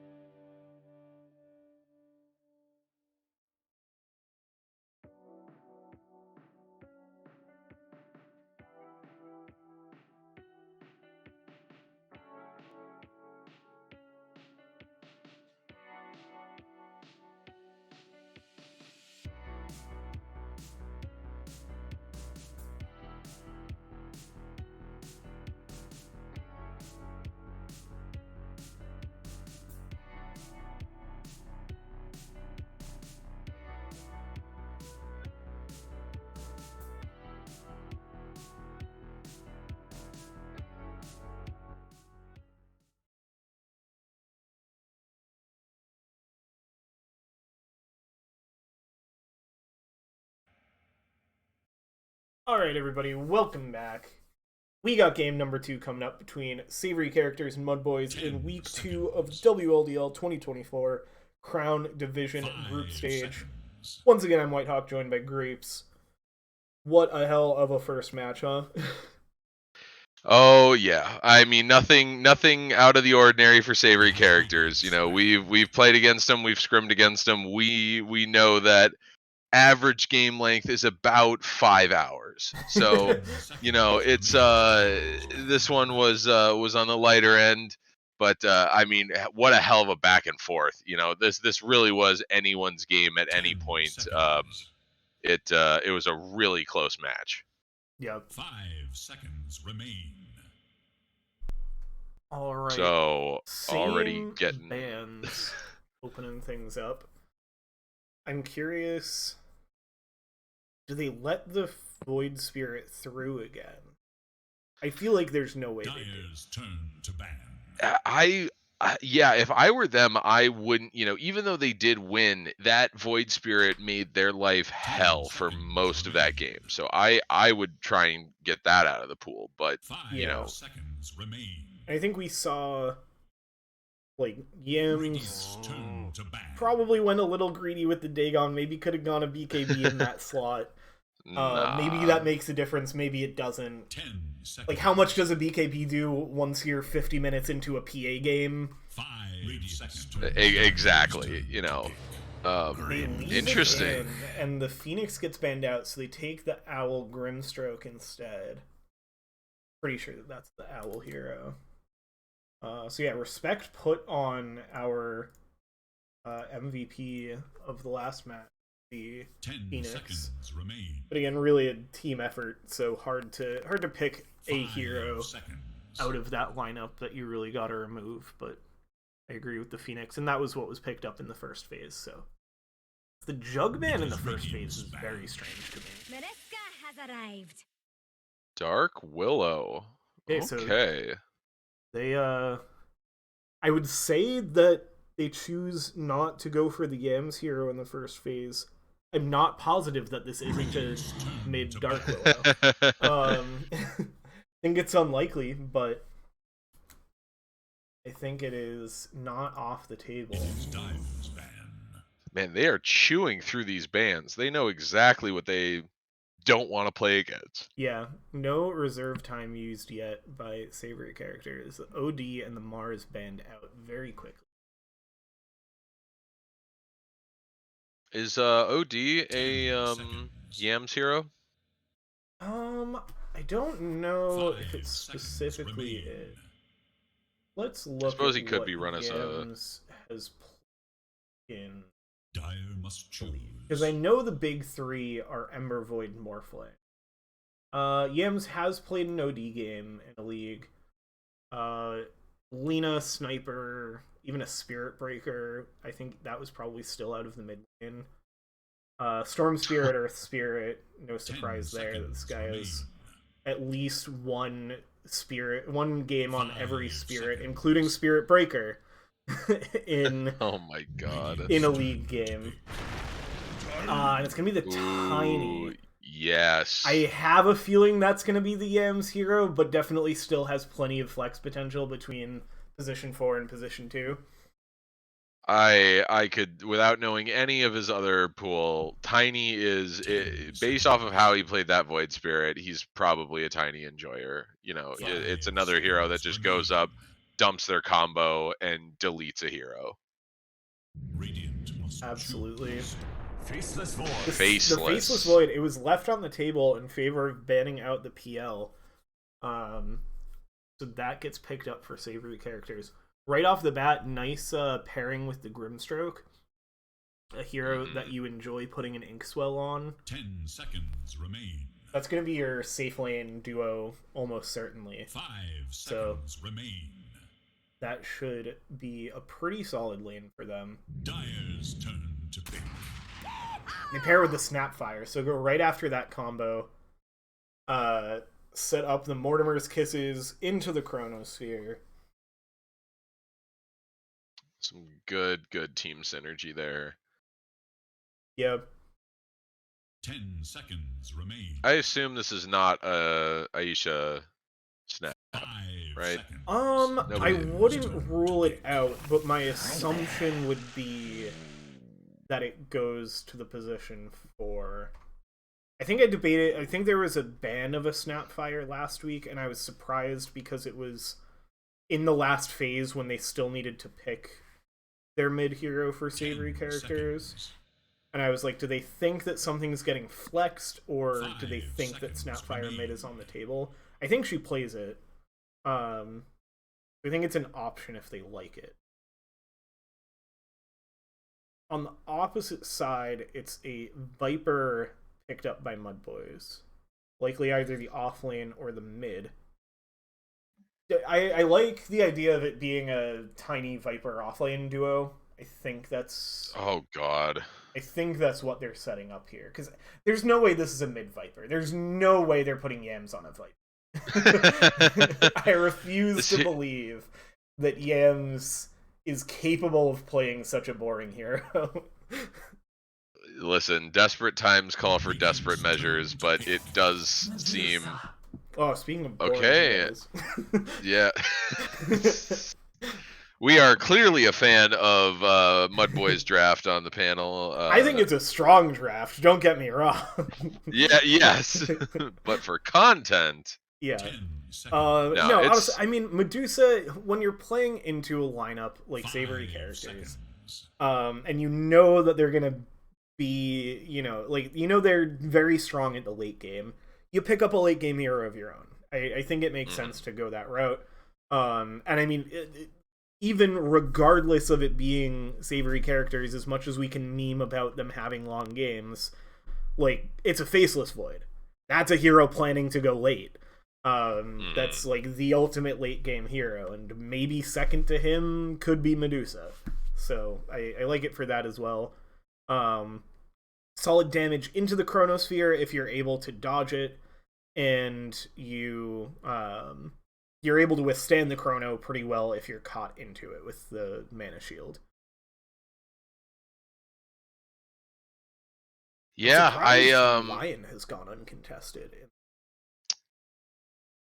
I mean, if I were Savoury characters, I would very much consider, if this, maybe the snap can be played in the off lane, or because Lion is just decimates a Medusa in this patch. It's not even.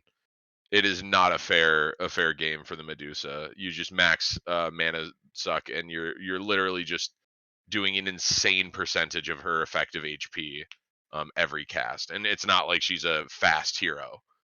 So I consider that a free win condition. You just get a lion. You go for the Razor. Okay, I It's a also dog another walker. thing I thought about the dog walker. If you put this Snapfire in a core roll, then you can get Diffusal early on a Snapfire, and I love a Diffusal Snapfire into a Medusa. 10 seconds dominate. I think do that's think one of the better answers for Medusa. I do think that the Razor now nullifies the chance of this being a core. I suppose they could last pick Lion, but I suspect that this is definitely a support snap. It is Interesting Radiant's to pick the round. Razor into a Viper. I feel like typically that's like they're two heroes that fulfill a similar role of being like a core in an off lane, or like a carry in the mid. But generally it is I think it's one of those that's very skill dependent. I think on paper 5 Viper seconds wins, remain. but I've seen it go either way. Like it's just one of those matchups. Yeah. Yeah, this is... Because I think these heroes are both going to be in the off lane. Savoury characters, they ban out the Lion, so they think this Tiny is mid. Which does still seem pretty likely. We could actually be seeing 2 last pick supports here. It's MUDBOYS, possible. they continue banning out mid heroes, so they I think it is still quite likely the Snapfire is in the off lane, and yeah, it pairs nicely with the 5 Razor. seconds. could still be looking for something. I like the Lena ban because they could still be looking for something that combos with Soulbind. Like right now, you kind of just have Static Link. At this point, Soulbind is so much more for the control than Yeah. amping a spell. But like, you know, if it is a support, you know, just throw a Lich in there, or I don't know who else clicks on people. Honestly, with Dire's Savoury turret having is the first, oh, they just go with Sniper. Okay, okay. So it is going to be a support Snapfire, unless they're doing something really weird. And Oh, the and- Yams Morphling was left in the pool, and they picked that very fast, which means Yams likes that matchup. Yeah. Wow. Gotta say, we were giving MUDBOYS shit for a boring draft, and then they picked the Morphling, a very interesting hero to watch, and then Savoury picks Sniper. Aisha, you know what you did when you watched this VOD back. You know what you're doing. Oh man, these are some awesome sets. I gotta say. Yeah, this is a hell of a hats draft. I will say the sniper like face is. I like the swooping haircut. Yeah, that is a really good face for Sniper. Yams looks like he just equipped that item just for the hat draft. Like it's just wearing a very shiny head and nothing else. Yeah, I think there's not a lot of options for Morphling, honestly. The Medusa is decked the fuck out. That's a really good Medusa set.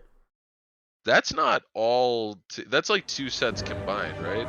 I think the tail is the Immortal, and then it's it looks like it's the like Muerta theme set for most of the rest of it. That is a lot of games on Morph. Uh-huh. Man. All right. The time for preparation is short. Alright, let's see. So yeah, Use it's it wisely. forward on Medusa, Yams, style on the Viper. Nothing that we didn't expect there. Magnus on Dark Willow. BG on the Tiny. I'm always thankful when neither team picks a Magnus in a MUDBOYS game. Wow. Oh god, right?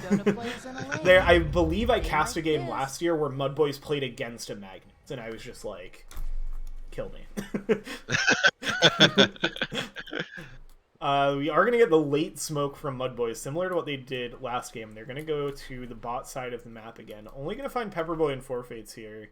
Favorite characters, not looking to set up for anything. 30 seconds. Be a big wrap. Counting. Move style breaks on Yep. Pepperboy. In comes out, but You Forfates saw is still in the area. Starts with the Oh, plasma field, but the roots catch Forfates. Does have the cookie to get away. The toss on the Dark Willow of all heroes. Has the blood grenade though, so that's the slow, and he's gonna get in there with those auto attacks. Owl throws out. You've just achieved first. The Oh, but- Thanks and have fun. Magnus gets hit up the high ground, but actually manages to survive. 10 players compete for ultimate. not victory. quite as Just much of a gonna be the first bloodbath, one for MUDBOYS. Yeah. but still. And runes get split 50-50.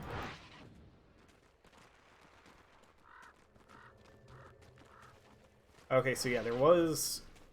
When we were looking at the sniper set, that was a thing with the like, effects showing. Like, you could see the back effect from the sniper. Oh my god, Yams! Oh my... What? He just stopped. I wonder if it was like a lag or connection issue, but he just got like 3 headshot procs and then was gone. Yeah. Back in the lane immediately offers the high five. Is still full shifted to Agi, who's just gonna keep getting clicked on.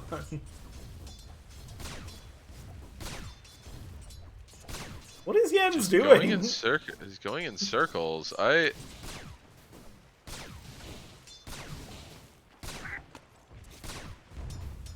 don't know if Yams just like knows that this matchup is not fun at level 1, but once he gets level 2 will be better.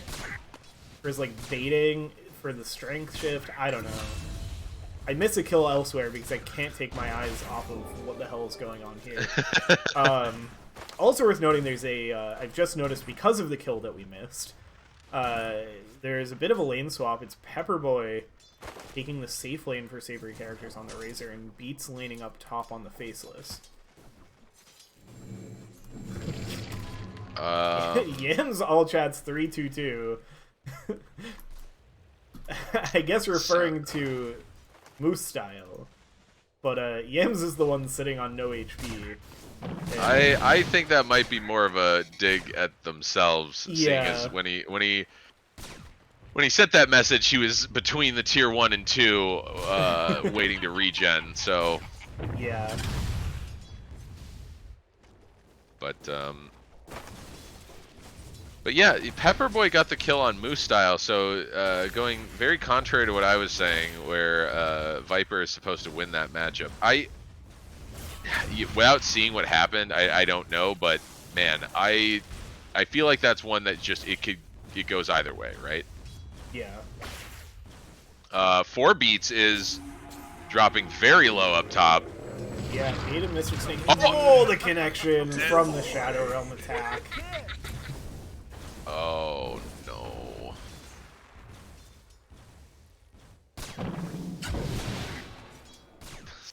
Yams continuing to play with fire, and by fire I mean bullets. Pepperboy gets another kill bot.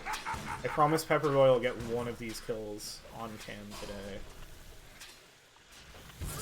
Forfate's just getting clicked on. Oh. Pepperboy gonna eat some clicks now too. It looks like they'll both be able to walk it off. Does not feel good, done with that Viper spit. Just everyone on both teams is just a daredevil. They just play it super. Owl Top, gets rooted up. Oh, Owl. that Mystic Snake. Oof, it hurts, but it doesn't kill. Magnus wants to find it, but will not. Owl does a good job positioning where the Dark Willow cannot find them. Yeah, Yams is just going to uses the permanently be on tree. no health in this lane. Bounty killing. Ziggy G wants to find a kill on Forfates here, but chooses not to go up the high ground. Doesn't have another avalanche for a while, so figured they couldn't get that kill. I mean, Yams is stabilized at this point, but the last hits are not what you want. But like, I mean, it's a sniper. You know, what are you gonna do? yeah. I mean, did get their choice of this mid lane, but I think Yams is also the kind of player that doesn't really mind losing their lane and will still just pop the hell off as the game goes on, no matter how it starts for them. This is a lot of confidence in one's hero ability, which with that many games on Morphling, yeah, that makes sense. Yeah.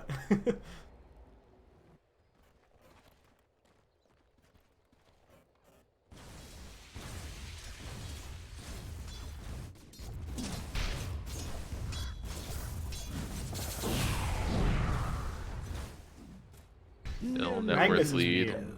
So mean to Owl in this top lane. Grim is just like constantly fully behind tower. Dark Willow is just a very like high damage support. You know, she just bullies. You know, it's what she does. ZG gonna get caught between two heroes, but has the avalanche. It's gonna let them escape from static lane. Is Magnus gonna respond to the rotation from Owl, who is looking for something a little early around the runes? The first ult from Aisha comes out, snipe hits Yams, but big chillin' with the Morphling, has the strength shift ready to go when needed. Sitting on 69 Agi, nice. Oh, and there's more now. Owl gonna try to contest the vision, but Magnus is able to get the D-Ward. Now just gonna try to set up on the rune spot, but it spawns bot. Magnus gets the kill on Owl. Maybe gonna trade, yeah, does trade with Aisha, but secures an arcane rune for Yams. Now he died for it on Aisha and has the blow up. So Yams plays that quite well, wins the 50-50 on the runes and gets the payoff. Really, really like props to the Dark Willow there for standing and trying to deal as much damage as she could before going down, rather than running away. Yeah. Because that facilitated Yams being able to murk the sniper.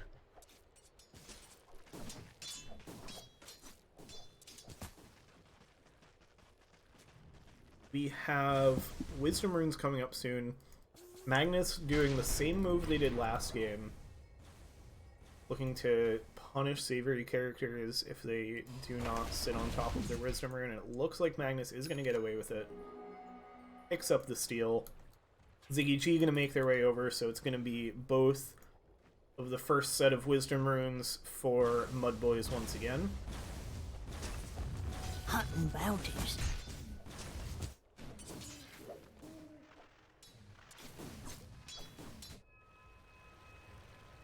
It's Yams like getting Yams. pushed out of lane. Yep, this is just what they're gonna have to do, you know. Yep. 34 and 25 last hits and hits for Aisha. Ziggy's getting gone on. Cool. The one last Goes play, down. static one to do it. Your misunderstanding. There's the tip over to Pepper Boys. We did have apologies coming out for the cross-team tips that happened in last game in the lobby chat between games. They reiterated that it was fully good intentions there, which we expected. Yams takes a snipe like it's nothing, chilling at 1 health, finds an invis rune. Maybe they're going to look to hunt towards bot. Magnus in the area down here as well. They're going to have 4 heroes. We're going to get another party lane on the bot side. You've already got both real carries in top, so like they'd want nothing to do with this game for the next 20 minutes. They're going to set up onto the Razor.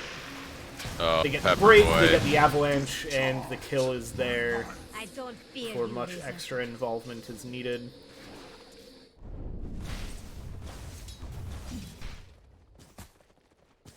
Both carries, big chill on top. Tower is in danger. Owl gets some stacks. Very nice. See you. Beats running up on Font forward, but Radiant's bottom tower It has the chrono, but hard task to solo kill a Dusa even with a chronosphere at this point. oh yeah, that's not happening. You're not a whole lot of fun to be around right Those snake bounces are just brutal. Yeah.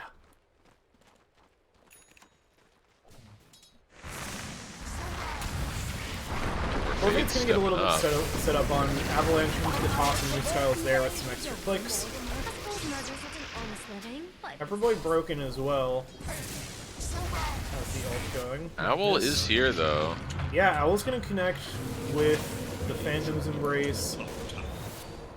And the snipe comes from way downtown, but Magnus is able to just escape. Blue Style goes down for it.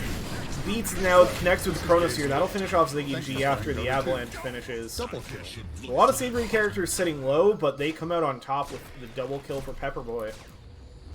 Now the Sniper's here to tee off on this tower, try to pick up their first tier 1. bottom tower is under attack. The Diablo is now active. Yam's getting a delicious regen rune Bottom mid. tower is in danger. Oh yeah.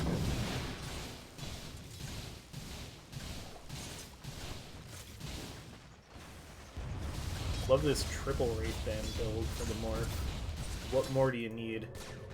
Radiant's middle tower That's the And I'll Saul's just set here. up on the Sniper here. Get the Viper Strike into the Aisha. Avalanche, and the roofs are there. This is going to be Aisha falling. Radiant should look to them. Yeah, ZG these- wants to chase towards Pepperboy. He's still sitting pretty low, but Avalanche already used, so no way to get the control. Radiant's middle tower is under attack. Radiant's Beats has decided he wants none of the Medusa's shenanigans anymore and has retreated into the jungle. Yeah, got the nice rotation for the first Chronosphere of the game. Picked up the kill there. It's actually going to head back up top now. Figured they might farm up some more health with the Morbid Mask for a while, but wants those tasty lane creeps. Down bot, they find another kill onto Pepperboy. Radiant's bottom tower The is 3-4-5 MUDBOYS. Pretty potent at this point in the game. The party lane continues. Radiant's Yep. bottom tower is no more. MUDBOYS will take down the tier 1 tower in the Savoury safe lane. And Savoury the safe. top tier 1 getting pretty threatened as well. Now they're going to look to chase back towards Font Forward. Beats gets the time dilation on, so that'll get a bit of a slow. Pepperboy looking to connect, but used it just a bit too fast. Magnus going to make the rotation over. And by Ziggy G as well. And now it's actually the Roots out on the Beats. Has the time walk. That'll be able to dodge out. Terrorize. Pepperboy coming up towards the top side off the respawn as well. 3 heroes on either side, so tops the party lane now. Beats does not want to party. Radiant's top tower has been denied. Kills the tower. Pepperboy still interested in partying. Throws out the static link. That quickly gets broken. Brambles come down and they're going to look to chase forward. Owl using the Ink Swell to try to escape as they find another kill on the sniper elsewhere on the map. Now the Avalanche connects with the toss back towards Font Forward. Has the time walk, so able to heal up just about all of that. That may have been a mistake. Really, really good timing on Beats. Made sure to get that off as you know, a half second afterwards, and he was gone. We didn't miss much with that kill on the sniper. I'm looking at the death summary, and got Dire's clicked on by courier has Viper been a lot. killed. That was kind of it. Yeah, once a sniper is in range of a Viper, it's kind of, you just click on each other and hope that, you know, you come out on top. Yeah. Neither one of you is walking away from the other. New treasures.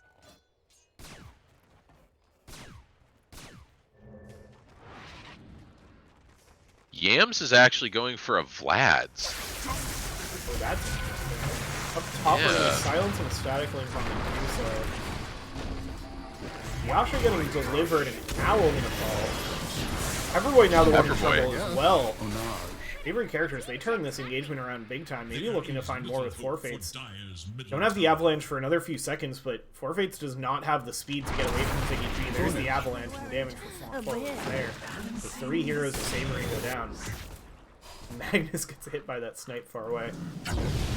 Okay, let's talk more about this Vlad's now on Yams. Dire's I mean, bottom tower nobody under is playing Morphling mid, right? So I don't even know how to evaluate a Dire's bottom Morphling tower has mid build.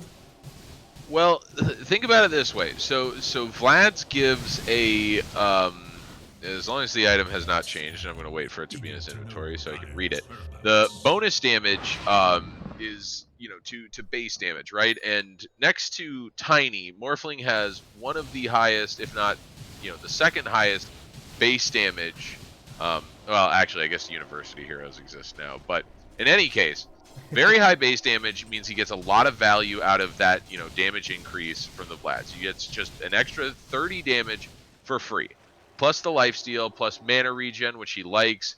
You know, who cares about the armor? But otherwise, like, it's so cheap now that it basically just, it's effectively a farming item with a bit of damage. You know, that's makes sense for a Morphling. You know, it's unconventional, sure, but I think it makes sense here. Yeah, I like it when you put it that way. But 18% bonus damage is certainly not nothing on this hero. And even the armor, like, I mean, it's 4 armor, so not much, but there's a lot of physical damage on the Radiant side, so... It comes into play more when he's strength shifted and doesn't have all of the agi.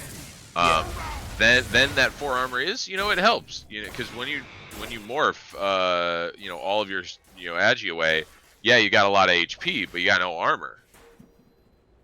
I was looking to set up towards the mid lane. But no smoke that means also that they will be able to just... I forgot the Wraith Bands give 2 armor as well. So he actually, in addition to his, that's where the plus 10 armor comes from. Like, Yeah, that's pretty good. I mean, it's redundant when he's in agi form, but when he's strength, you know, it means that he's not. Big fight break. What? Oh, Beats goes in. Here onto 2. The sniper outside, easy tee off onto Magnus. Takes off a 5 mega kill streak off of the Dark Willow. They're going to bring down Moose Style as well, so they trade their Razor for... And it's offlane for an offlane plus 2 supports, so... Should look to their top tower. I would be flaming 4 Beats right, or not, or 4 Fates right now. Dire's middle tower is under attack.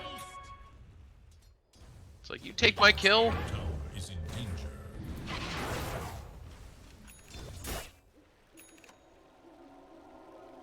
Aisha's got the defusal, you know, wants to just immediately get on countering this Medusa. Yeah. I mean, Diffusal's solid right now. It's even... And, like, the... It's eventually going to be kind of a defensive item for the sniper, too, which is really nice to have in the kit with the Disperser. Disperser is a crazy good item right now. It's an escape. It's a purge. You get to boost the entire team. On a hero that's really slow like Sniper, it just feels so nice. Moose going on 4 Fates. Yeah, sets up and has Ziggy G in for the connection behind with the Avalanche, so that will bring down the Snapfire.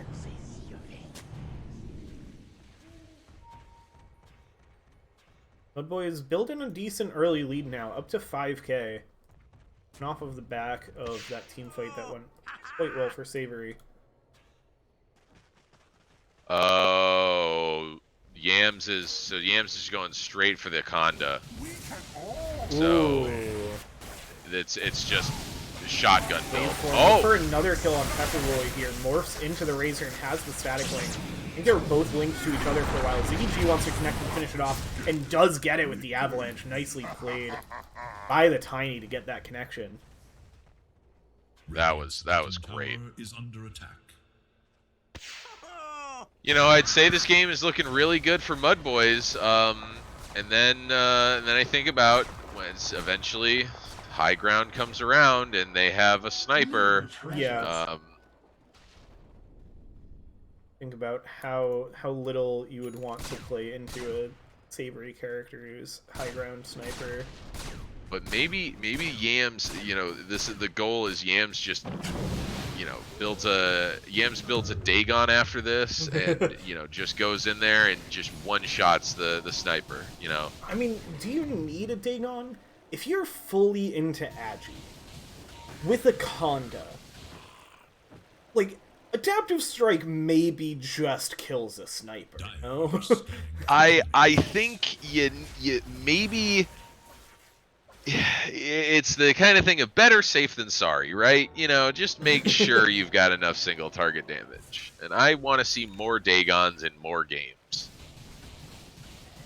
The Conda is 100 plus 75% of your attack damage as they find a kill on Adusa.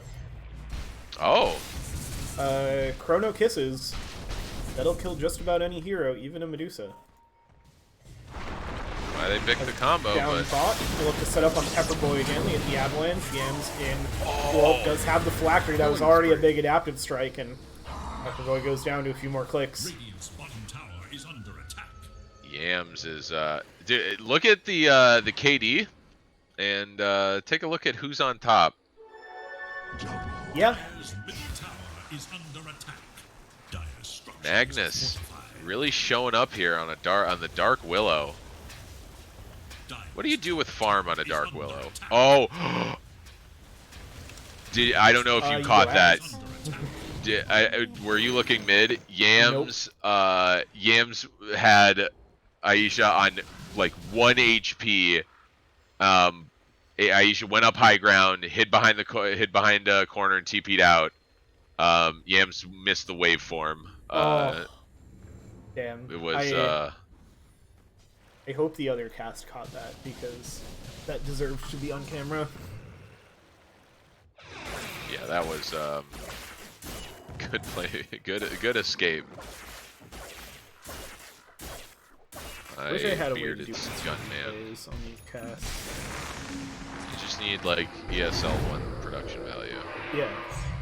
We'll Yeah, get there just do that. eventually. Beats looking to also use the hide behind a tree strat. Seems to have paid off. Magnus is going to connect with the Curse Crown before Fates is there. Actually turns around with the cookie. And they have the shard on Dark Willow, so it's going to clear out these brambles. But now we'll be able to go get the ancient stack if they wanted.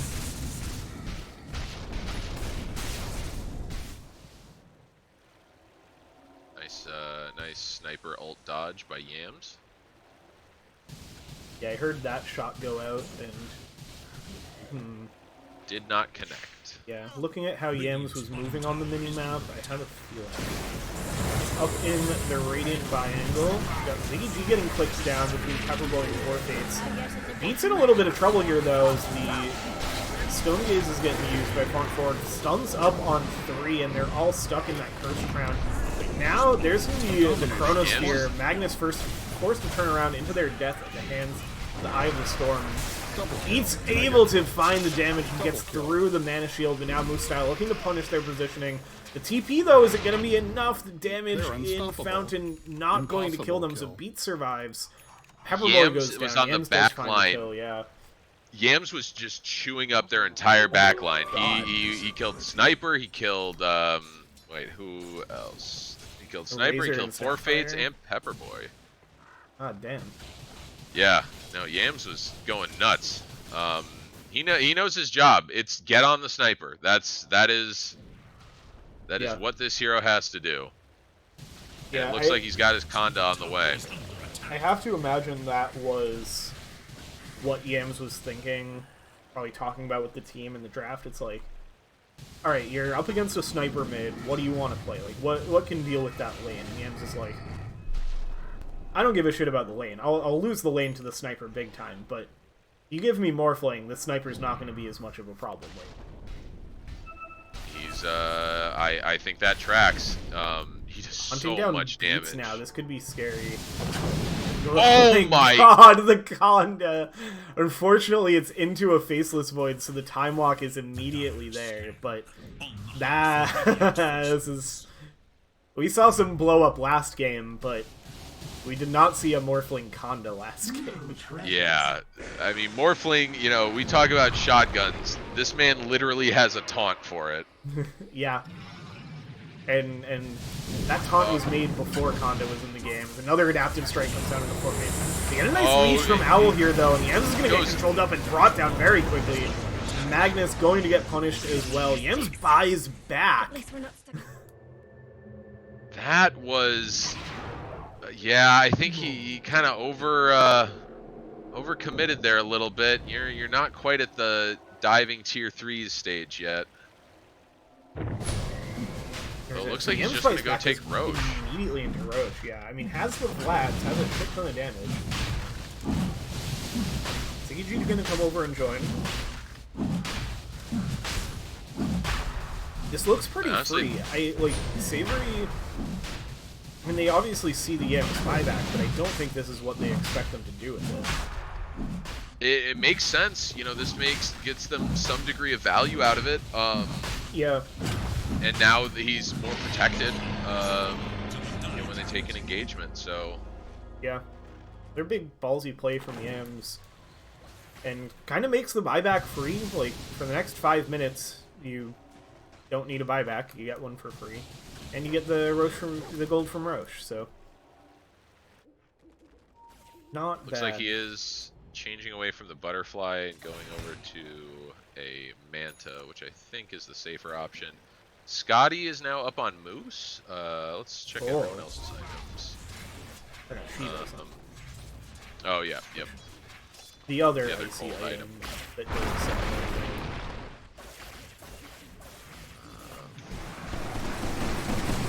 Savoury characters can go pick up their Tormentor. Owl may be going to die to it, does manage to survive, and they get the shard on Owl, which is probably the one they're looking for.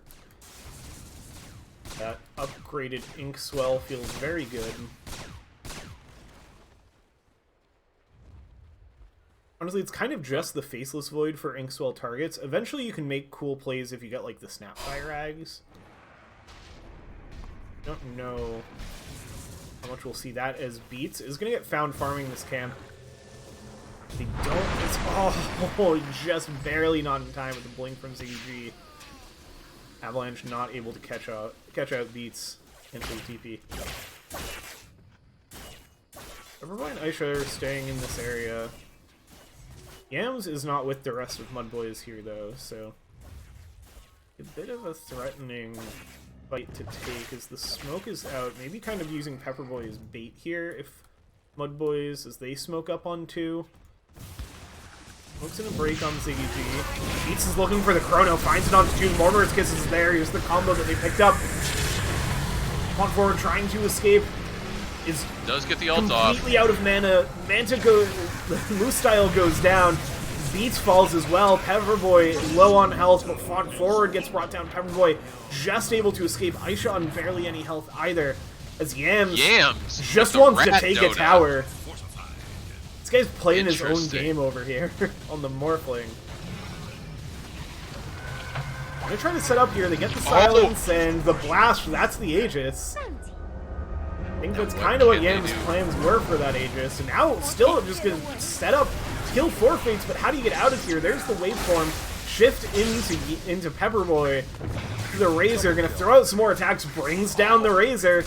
Now the Sniper up on the high ground, but fully shifting into strength. I mean, Yams gets away with that.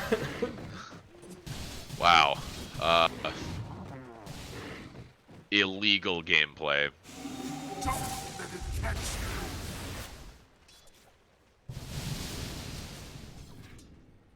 That was a very interesting. You know, I can't say that it was, you know, good or bad. You know, whatever you want to say about should he have joined the fight versus, you know, focusing on objectives, but I kind of like the you know, he knows that going high ground is so painful against Savoury characters, and you know, just taking an opportunity to get some chip damage on it, getting the fort out. You know, he had Aegis for and used it. It makes sense. Very interesting gameplay. If you were to on forward and be forced to use the Stone Gaze, they're going to try to turn and set up with it. The Avalanche can toss back on Aisha, Beats back in, but doesn't have a Chronosphere yet. To try to finish off the Sniper, they will bring them down. Fates to fall as well. Moose Style turning over towards Pepperboy, throwing out that acid spit, but it looks like the Razor will be okay. MUDBOYS want to find more here. They're going to focus their efforts on the tower. They have the Aghanim Shard on Moose Style, so this tower armor gets shredded, and it's going to go down pretty quick. So Viper, a pretty good answer to, again, finding the ways to break into that high ground. Yams is still playing his own game. Yeah, I was like, there was a point in that fight where I was like, is Yams here to connect onto the back line? Should I be looking to see if somebody else is going to die? Oh no, Yams is pushing out a different lane. But I mean, hey, like, they don't need Yams there. They win the fight. They get a tier 3 tower at 29 minutes. Like, no, you're right. You're right. Yams is even pushing it with illusions down bot. You know, there's now a pretty big net worth discrepancy. Before Beats walking up. Oh no, yeah, Yams found him. He knew. Oh, poor. That man had no idea what was happening, and then he queued up, so Yams just gets to do whatever he wants. That's brutal. But I mean, they basically get to push 2 lanes at once. You know, Yams just does his own thing down here. The rest of them plays 4 up top, and you know, because they can't send, you know, they can't send one hero to push Yams away. They need to either commit multiple heroes, in which case they're at a loss or disadvantage top, or they just have to leave him to his business. Well, look at that. That may have been a mistake. Now Yams starts clicking on the tower. They're taking out the Rax top. Oh, 4 staffs in, throws Aisha back. Yeah, absolutely punishing the Sniper, finding the way to break into that high ground. And it looks like they're going to get away with Dominating, it. I guess. Oh, Dominage. Oh my god, yeah. He just gets to like they he gets to be his own team. It's a one-man army. Yeah, that's a set of barracks for the one-man army, and look towards more. That tier 3 tower that weakened earlier with that Aegis, it's going to go down quick. He's just going to set up with Chrono on just the morph, but got the strength shift off before the Chrono landed. So he's going to be perfectly fine. Waveforms away. Pepperboy in with the BKB, has the static link, but now they're going to try to turn around with the Viper Strike. They get the Cursed Crown stun out. Now Moostyle right up into the high ground with the Spit. Pepperboy getting controlled up. Don't have Chrono. Yeah. You get nothing from that Chrono because of the strength shift just in time, and now MUDBOYS, even with all 5 of Savoury characters up, they go right back in the high ground.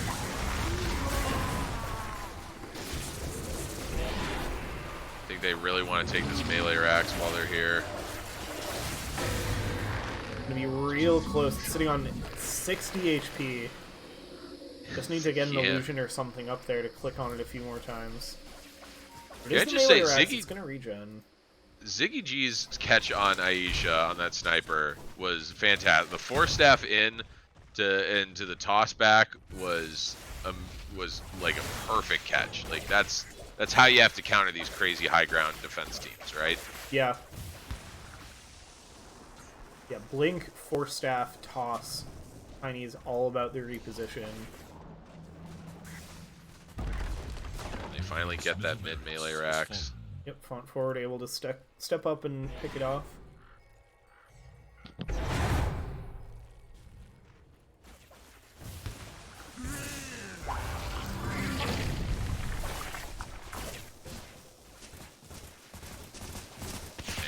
this is Yams is working on his disperser. Farms waves so quickly. He just queues through them and keeps on chugging.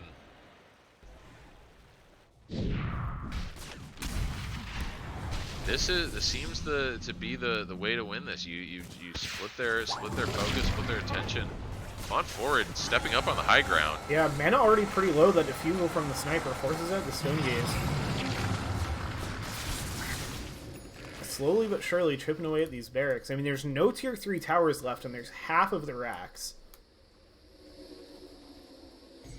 But does Megas close the game out? Onto those snipers. Yeah, it just deletes that barracks. Okay. That's the top barracks remaining. Yams did so much damage. But now their rat shenanigans are much more limited now that there's only one lane to worry about. Yeah. You know, do they 5-man? They've got a Chrono and Sniper. You know, if they get caught, they may have enough damage to really punish Savoury. I don't think or punish MUDBOYS. I don't think Savoury Characters is out of this yet. No, not at all. They just got BKB on Faceless. Oh yeah, that's massive. This next Chrono, like if they try to go high ground here, there's so much threat of a Chrono into just anybody inside of it dying. You've got a Sniper, you've got the Snapfire for the Mortimer's Kisses. I think they're just doing trying the to wait Lord's this work out. of waiting for the Aegis. Still 40 seconds to go. Yeah, MUDBOYS, I think they're chilling until Ziggy sees an Aegis. Sees a Roshan spawn. It's like You know, I was Disperser thinking just about ready on items. They added Disperser, which is a build out of Eagle Song. That's like an aggressive item. And then they added, not Conda, Phasma? What is it? Pharasma. When are we going to get another Reaver's Edge item? Or Reaver item? Like, I think they should have a Blade Mail Reaver build-up. I think there needs to be a late-game build-up for Blade Mail. Yeah, we finally got, like, Disperser finally became the second Eagle Song build. Yeah, Parasma's the third Mystic Staff lane. Yeah, because they took a couple away from Mystic Staff, so they've balanced them out more. But I guess Mystic Staff has always had more. So I think we need another Eagle Song and another Reaper. Yeah. This Roach is gonna go down real quick. The damage of Font Forward and Yams. Will be an Aegis for the Morphling. Got a Cheese as well. That's going to go in the hands of the Medusa, and that might as well be a second Aegis for that hero. Oh, yeah. Disperser finished on Yams. Moose picked up the Ag, so he's kind of going for the more AoE, you know, tank disruption build as opposed to, like, you know, more of a right-click build. So yeah. Yam's going to go right in on that barracks. Has already found the melee axe. The Fortify does not come out in time, but there's the Chronosphere onto 3. Magnus going to go down. Mortimer's Kiss is raining in. Can they find more?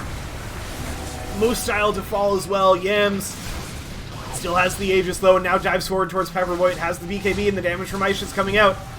Yams able to time walk out, and Beats now just getting teed up by Font Forward, caught over in no man's land. Yams going to look to chase them down.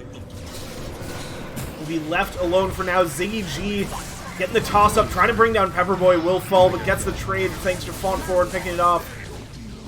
And there will be the barracks, so Mega Creeps at 38 minutes for MUDBOYS. Yams walking it off, has the Aegis. Pepperboy offer up the high five. Yams does fall. Font Forward has to be a little careful here. Pretty low on mana to be still sticking around. Starting to take damage to the actual health bar. Now Yams jumps forward, blows up Pepperboy. That's the dieback there. Beats squaring off with Font Forward, but can't win the duel with even after getting through the mana shield. And now with the Faceless Void dead, Yams has to be a little careful, but does Manta off the silence. Looks over towards Aisha, but they have the Hurricane Pike to get some space. Owl throws out the Soul Mine, ties them together. It looks like that's what's going to be what discourages MUDBOYS from continuing their push here. But the rest of their team is back up and with full health. They've got 45 seconds before 2 cores are back up on Savoury characters. I think MUDBOYS want to try to finish this now. Mega Creeps crashing into the base. Ziggy G's going to jump forward, has the stun, gets the toss back on the sniper, but able to force staff down to the low ground on the other side of the base. Ziggy G still pursuing, the Curse Crown connects. Yams isn't even here for this fight. Aisha, it's tossed up again, brought down, no sniper for 74 seconds. Moose style going to work on the towers with Font Forward. They have the armor reduction. Ziggy G teeing off as well, has the tree grab for extra building damage. I think Fate's gonna get controlled up. And the Aegis falls. MUDBOYS, they take game 2. They even out the series at 1. 1 game apiece. That will be how the series ends, as this is a best of 2 for the group stage. Wow. That was a very different game than the first one. Yeah, I mean, that was what it looked like the first game was in danger of becoming for a bit. But MUDBOYS really found a very strong strategy to break into that high ground. It was entirely how they played that. They knew the game plan to beat Savoury characters. They clearly the scrimming has paid off. Yeah. Yams commenting how tilted he was.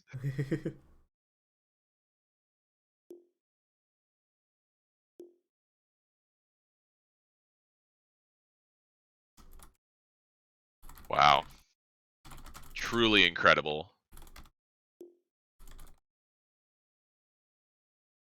Yams offering to be kicked off MUDBOYS. Yeah. I mean, 12, 2, and 3 assists. Everything he did was solo. He was playing his own game. I mean, Yams has to be worked. the MVP in that game. It worked. That was it was a good game to play completely on your own. Like it's there's a moral obligation that I'm like do I say it's the MVP is the person who didn't play with their team the entire time? But yes, that was what they needed to do this game. Yams got to be the main character. And yeah, they pulled it off, and to Savoury Characters' credit, they had the tools to make things happen, but I really think that MUDBOYS just played around their draft so well. mm-hmm. They didn't 4Beat's got a couple really nice chronos, but he really didn't have a ton of opportunities to really pop off. Yeah, there was big combos into the chronos, but again, with the way MUDBOYS was playing, you could get multiple heroes in the chronos, but there were other heroes on MUDBOYS in a different fight. Like it was, you could never get the whole team. You could never force a fight purely around the chronosphere the way that a Faceless wants to. And with the game ending the way it did, like the Faceless could never be fully online. They were still pretty reliant on the damage from the other heroes on the team to make sure that the chrono was getting kills. Real quick, are we gonna interview somebody or what? What's the plan? It looks like they have left their channel, so I think. Fair enough. Okay, well, excellent Dota from both teams. It's kind of for the sake of the tournament. It's good to see 1-1s. It shows that the brackets are even, and that makes for some competitive games and some fun Dota to watch. Yeah, we had Crown Division was the only division that was fully 2-0s last week. So I'm glad to see that we're getting some 1-1s this week. And I think that's about where we expected to have it. Again, like MUDBOYS got 0-2'd by Drip, but MUDBOYS are actually the highest MMR in the division. Looking at that again, they have more than Drip because somebody on their team, I forget Ziggy. who. Yeah, Ziggy's super high MMR. Ziggy is looks like immortal. No. Wait. Yes? No, I think that's right. Yeah, Ziggy's immortal. Yeah, so they're super high MMR. They're expected to be up at the top. They were pretty high up last year. And yeah, Savoury Characters right around the middle. I mean, this is a super close division for sure, and so Savoury Characters winning their first matchup, expect them to be up at the top as well. So yeah, I'm looking forward to seeing how the rest of this group plays out. We're in the same group as them, right? Yeah. I'm not gonna pretend that I pay too close of attention. You're removing some of the veil of the production of the fact that I have the division standings up on the screen, but you can't see them because you are seeing none of the production right now. The production being like the 2 screens that I have set up in my Twitch studio. Listen, but now it's a studio. Yeah. But yes, this is the division that Grapes and I play on. We're in Looming Fruit.